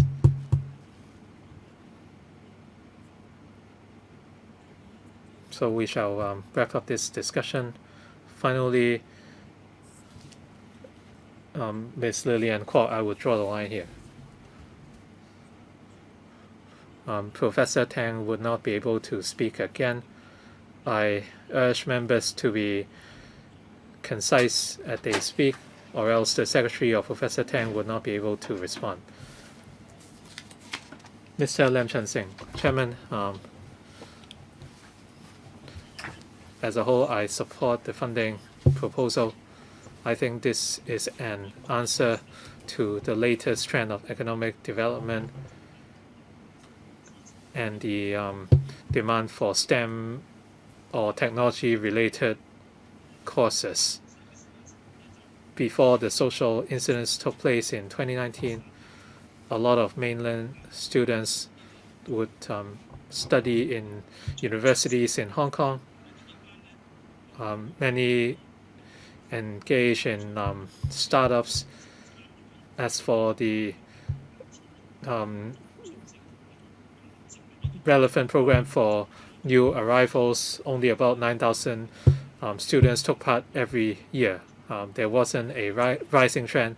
It means that not many of them would stay to work in Hong Kong, and as such, the I&T sector found it hard to recruit talent. We invested more resources, and yet the problem remains. So can the EDB conduct a survey on graduates to understand their prospects and why they did not want to stay in Hong Kong? So policy-wise, can anything to do to encourage these graduates to work in Hong Kong? That way, we can ensure that the resources invested can benefit the I&T sector in Hong Kong. In recent years, we worked hard to attract talents from around the world, including the mainland, to study in Hong Kong, and we hope that we can retain these talents in Hong Kong to support our I&T development. As for whether graduates decide to stay in Hong Kong, they would consider many factors.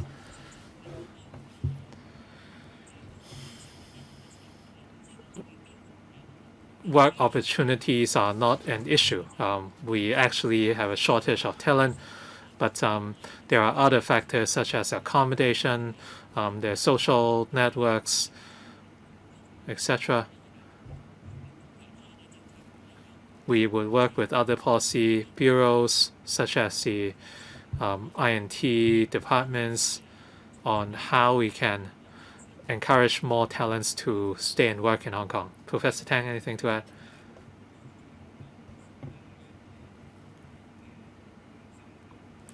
For research postgraduates from the mainland, numbers have been stable in recent years. We even saw a rising trend. Some of these graduates decided to stay in Hong Kong.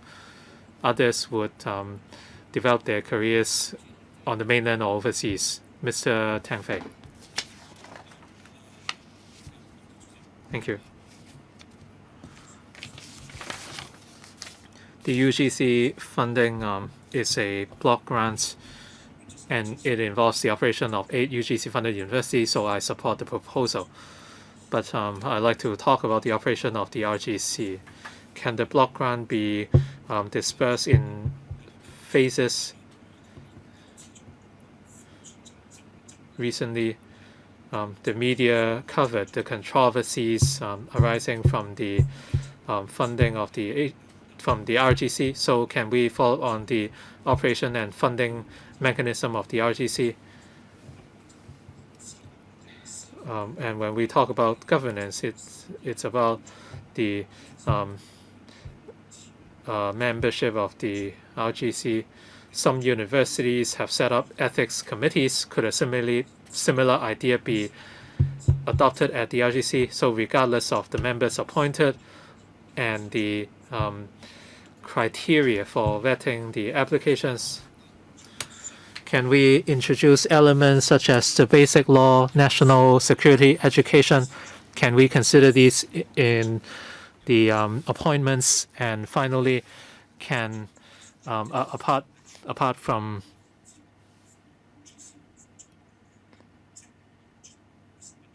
the audits performed on the LGC and UGC at the EDB or panel on education of LegCo,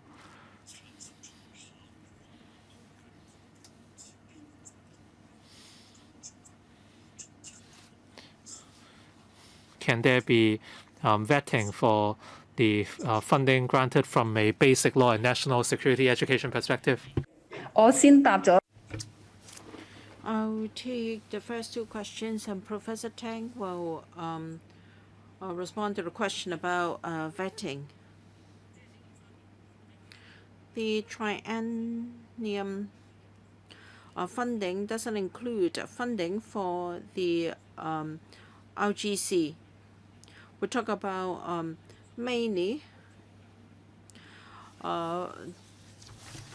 for the recurrent expenditure of universities, about 70% for teaching purpose, and the 30% is already carved for research in the university. And as for the appointment of members to UGC, the power rests with the chief executive. The secretariat of the UGC are civil servants, and they have all taken the oath following the requirements for the civil service. And as for vetting, I defer to Professor Tang. We assess and review different disciplines, and we have mainlands from overseas and the mainland are responsible for assessing. All right, Professor Dr. Dick Ziyun, thank you. I support the funding proposal. The topic is recurrent funding for UGC-funded universities. Some members asked whether we should review the structure and the role of the UGC. Yes, this I agree. And I think we should have a broader horizon in looking at the UGC funding arrangements, because our universities are very high standing in the world, because we have academic autonomy, and our universities are mainly autonomous. So no matter how we change the UGC, these standards should remain. It's true that now that we have reunited with the country, then we should be more in alignment with the mainland. But I hope we can continue to ensure that our universities remain their high international standing. Some members are worried whether the management of our universities can comply with the national security requirements. I think I'm not worried about this. We have the National Security Office in Hong Kong just responsible for ensuring that there is no violation of the national security law. Now, there is a lot of discussion about the Ugc. Members are quite concerned about the funding criteria, etc. In fact, the Ugc and Ugc are two independent bodies. While we target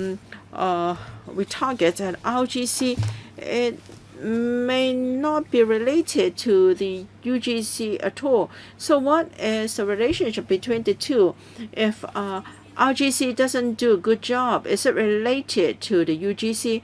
Now, to put it simply, Ugc is under the, Ugc is under the Ugc. And Ugc plays a very important role in research funding allocation. And Ugc is responsible for Ugc for universities funding. It serves as a bridge between the government and the universities. It is a non-statutory advisory body to advise the government on funding proposals. So, universities under the Basic Law enjoy autonomous academic autonomy and enjoy freedom, academic freedom. And of course, they have to be law-abiding and be transparent and accountable to the public. These are very clear requirements on our universities. I'd like to see whether Professor Tang has anything to supplement. Please be succinct. Ugc is semi-independent body under the Ugc. There are competitive bids for research funding, and the Ugc has a certain degree of autonomy in its day-to-day operation.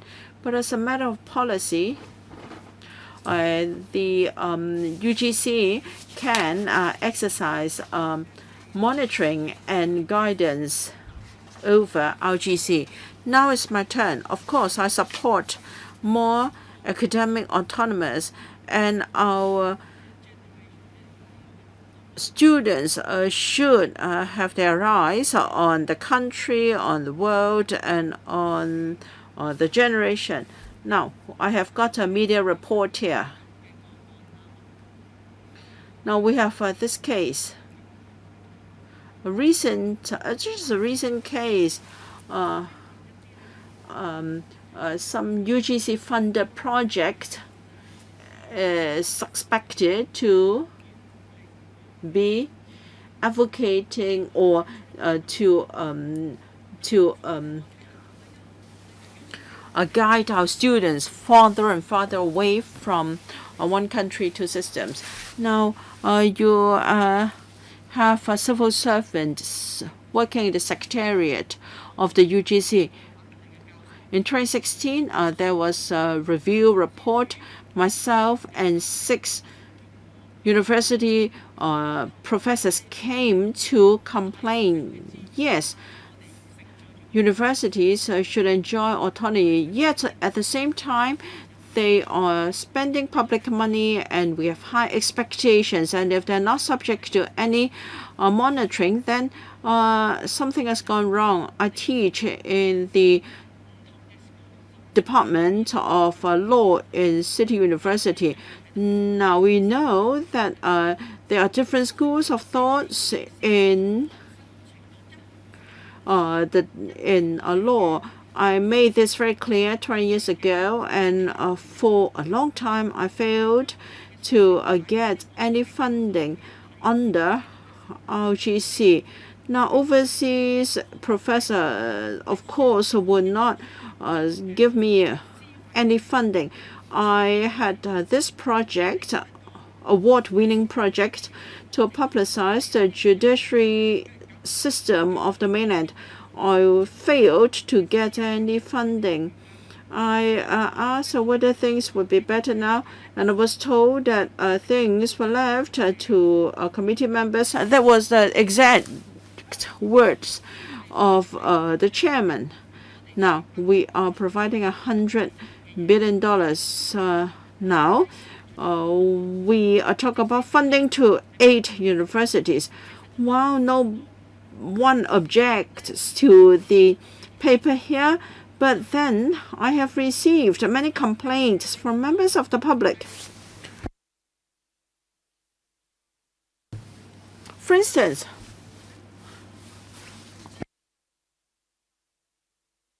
how come? Now, we know that the universities have no fear for anyone, save for the UGC, because it is responsible for funding allocation.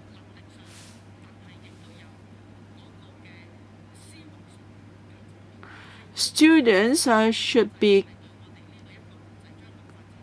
capable, but then their mindset and their values must benefit Hong Kong and the country before universities can continue to enjoy funding. I hope Professor Tang has heard my words very clearly. I have been through your system. I know entirely what's it about. Professors who only engage in research, and professors who have no concern for students. Now, our universities should not be vain.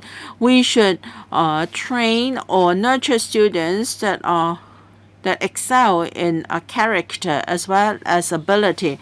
Now, I will now invite Mr. Horace Zhang. Oh, I've just been reminded by the secretary that I have to extend the meeting for another 15 minutes before we can allow Ms. Kok Ming Lai to have her turn. Now let me declare interest. I'm in the Council of Hong Kong UOL. There is no direct or indirect pecuniary interest. As we all know,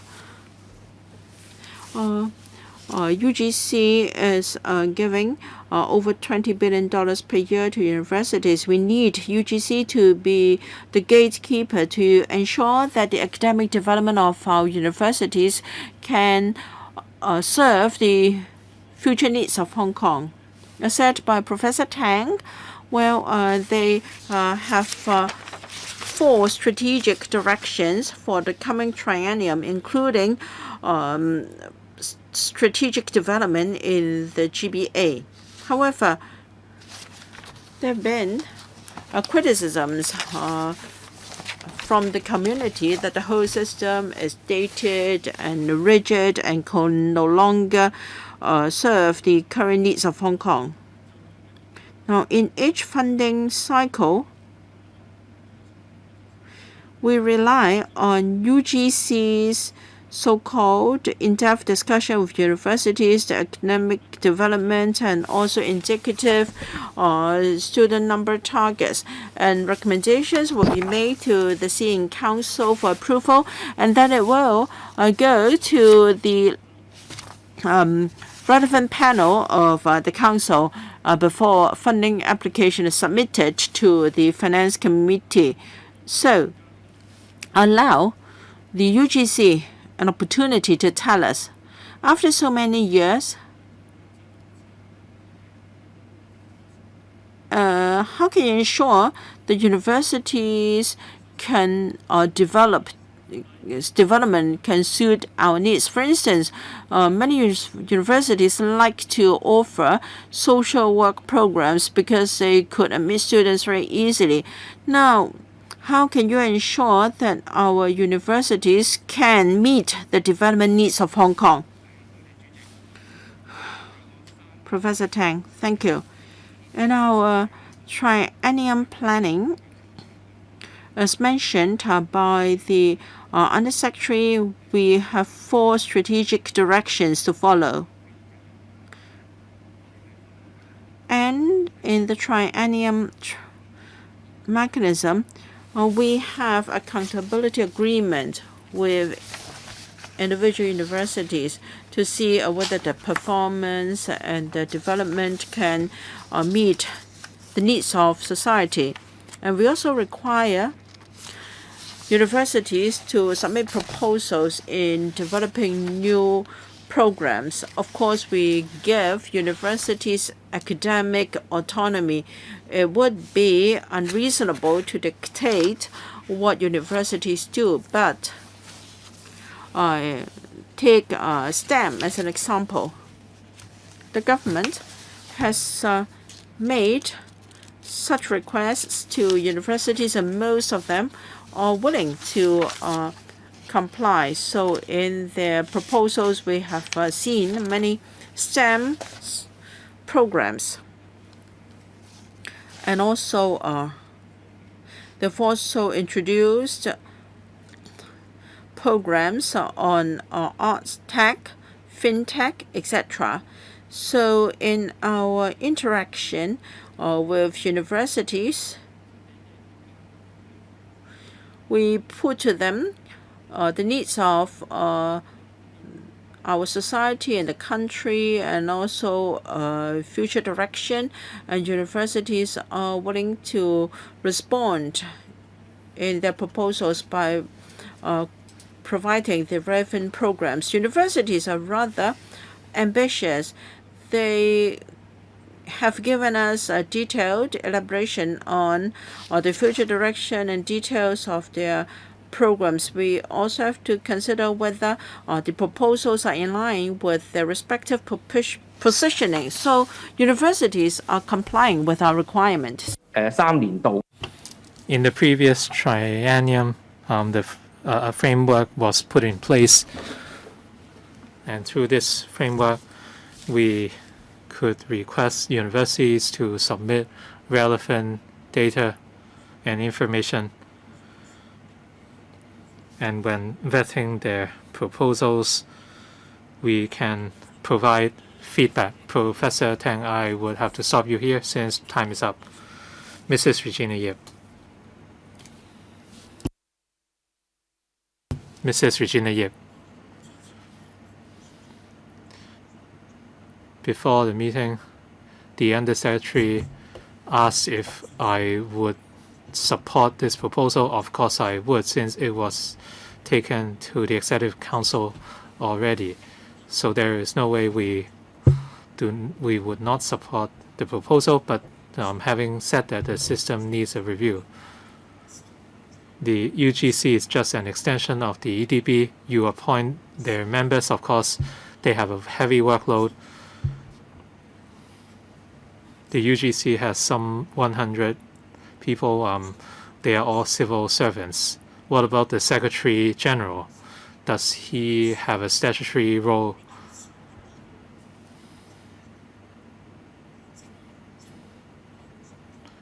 The funding is based on past exercises.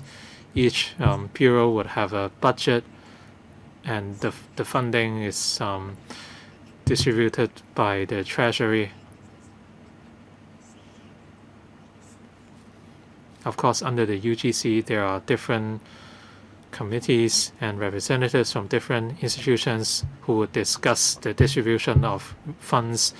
But basically, the EDB takes the lead. What about the role of the Secretary General? Does he have a statutory role or statutory powers? Under the Secretary or Professor Tang, I would defer to Professor Tang. The Secretary General is a civil servant, basically. And as such, the SG doesn't have a special role to play. So the SG is responsible for supporting the operation of UGC on our behalf. Is UGC a statutory body? No, it is an advisory body. Who is the controlling officer? Professor Tang. Chairman,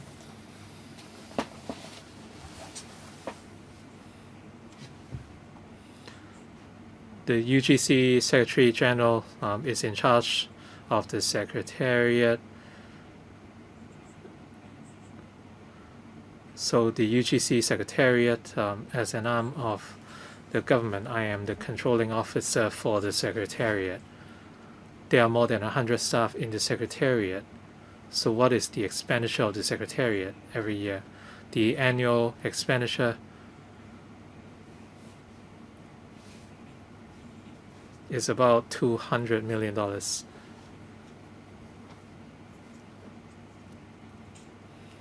And the Secretariat is responsible for distributing about $20 billion of funds. In terms of injecting new thinking in the UGC or reviewing its structure, I agree with what many members said. I think it's time to conduct a review. Mr. Edward Leung. Thank you. Chairman, am I coming through? Yes. We are now discussing funding for UGC. Many members talked about the importance of promoting national education in tertiary institutions, and there should be stipulation on the number of academic credits or hours. At least 3 credits must be assigned. We are not telling you to intervene in the autonomy of the universities, but you can change your mindset to encourage the universities to do so. Let's say certain resources will be granted if they satisfy certain criteria.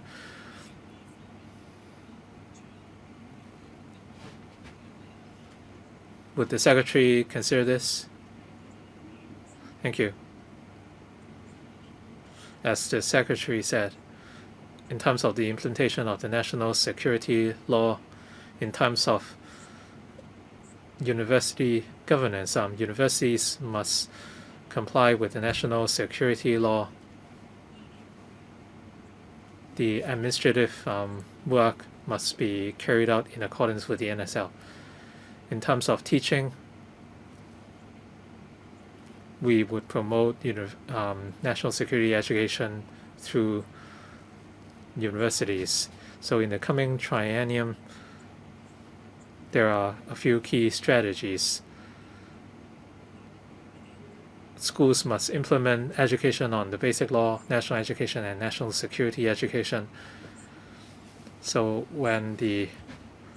as the UGC consistently reviews whether universities comply with these requirements, this is something that would continue. If we have nothing to add, Ms. Nixie Lam. Thank you, Chairman. And I pay a lot of attention to the UGC. For years, it has been criticized for its messy accounts, and their funding is unorganized or ungrounded. They even subsidize some scholars who promote Hong Kong independence. I think these so-called researchers are done on behalf of the U.S. and they provided pseudo academic backing to the riots in 2019. However, such researchers received long-standing funding from the UGC. So how does the EDB provide oversight on the funding? If the problem surfaces again, is there a suspension mechanism?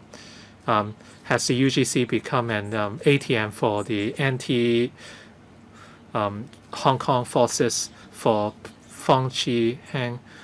He came up with a lot of erroneous theories on Hong Kong independence, and in 2016 he wrote a thesis on Hong Kong's future, and he also supported the boycotts and the so-called independence theory in a diplomatic journal. he wrote about the new Cold War between China and the U.S., and Hong Kong was in the midst of the Cold War. One option was to institute sanctions against Chinese officials. And in 2019, rioters vandalized the electrical complex.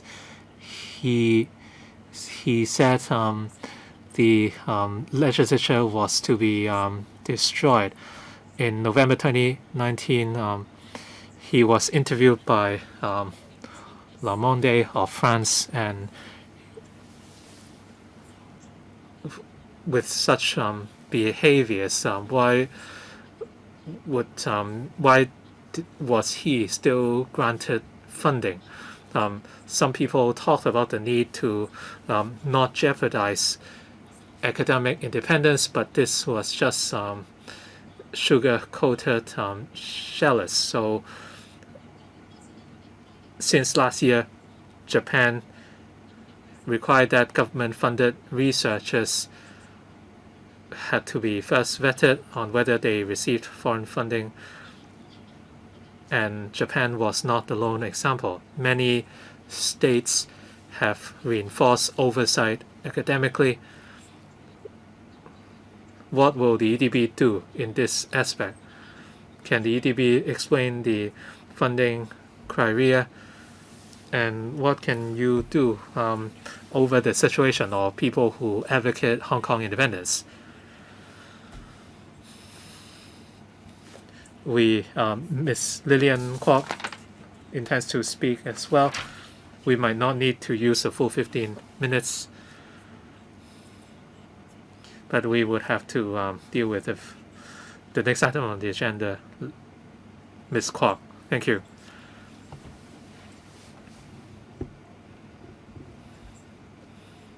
I'm very concerned about the UGC funding. First of all, I support the funding proposal because that is conducive to the development of tertiary education. We often we talk about academic freedom or autonomy, and UGC plays an important role of gatekeeper. As an advisory body instead of statutory body, many people would question whether the UGC has excessive powers. Ms. Nixie Lam talked about the role of the UGC. Should it continue to shoulder the responsibility of distributing funding?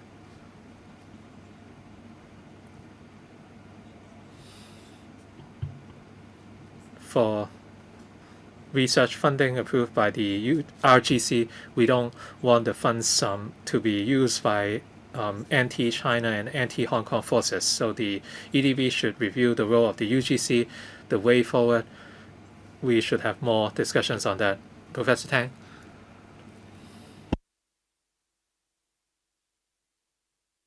Undersecretary, in terms of the relationship between the UGC and the government, like we said, the UGC serves as a bridge between the government and universities. So in terms of policy and strategy, the government has a leading role.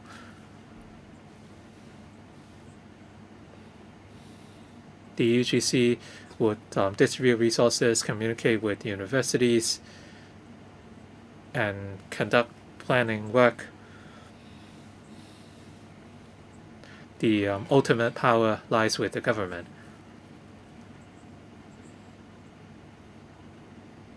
For RGC and UGC, as Professor Tang said,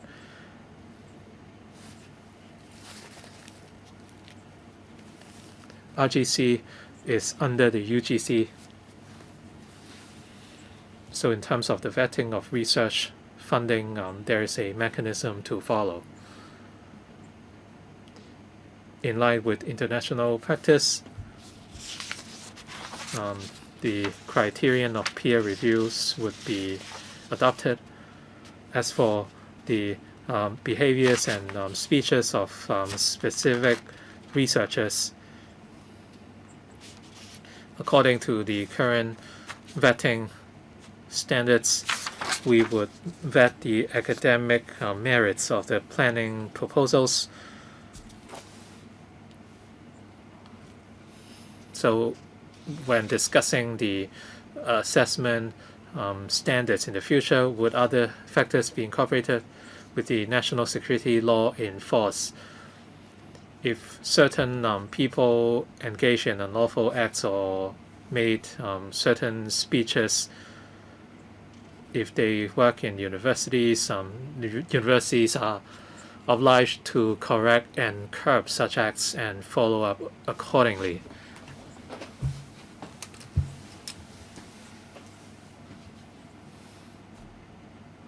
In terms of the assessment mechanism of the RGC,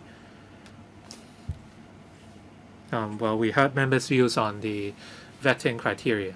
Professor Tang, do you have anything to add? Well, the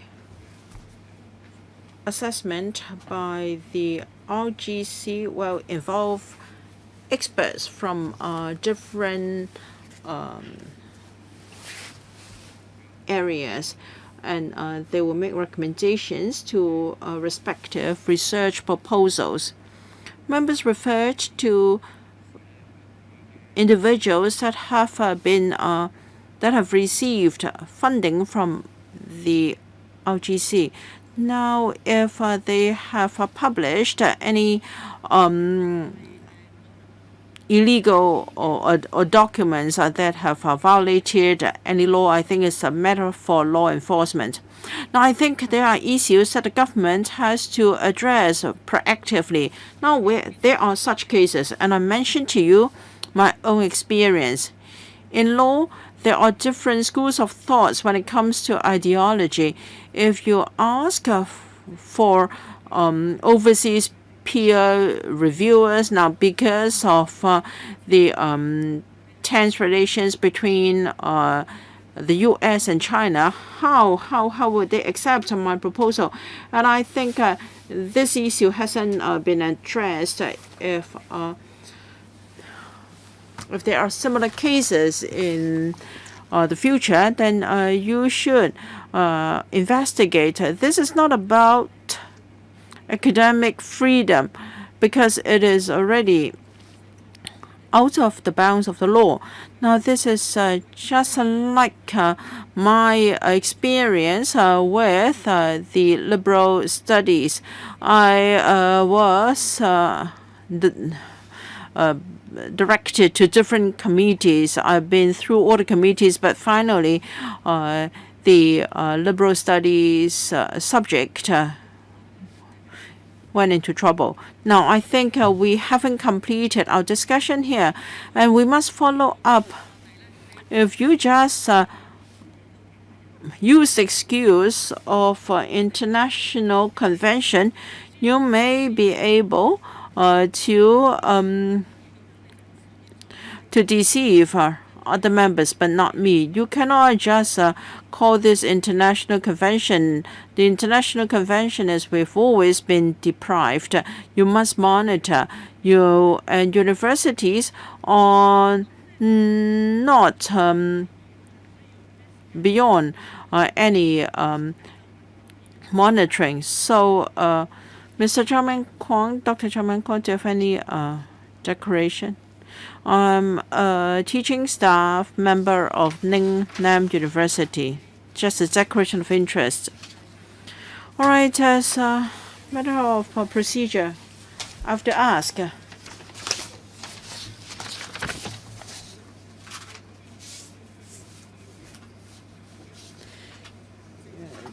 Do you think, do members feel that the funding application should be included in the budget for 2022 and the year after? Any objection?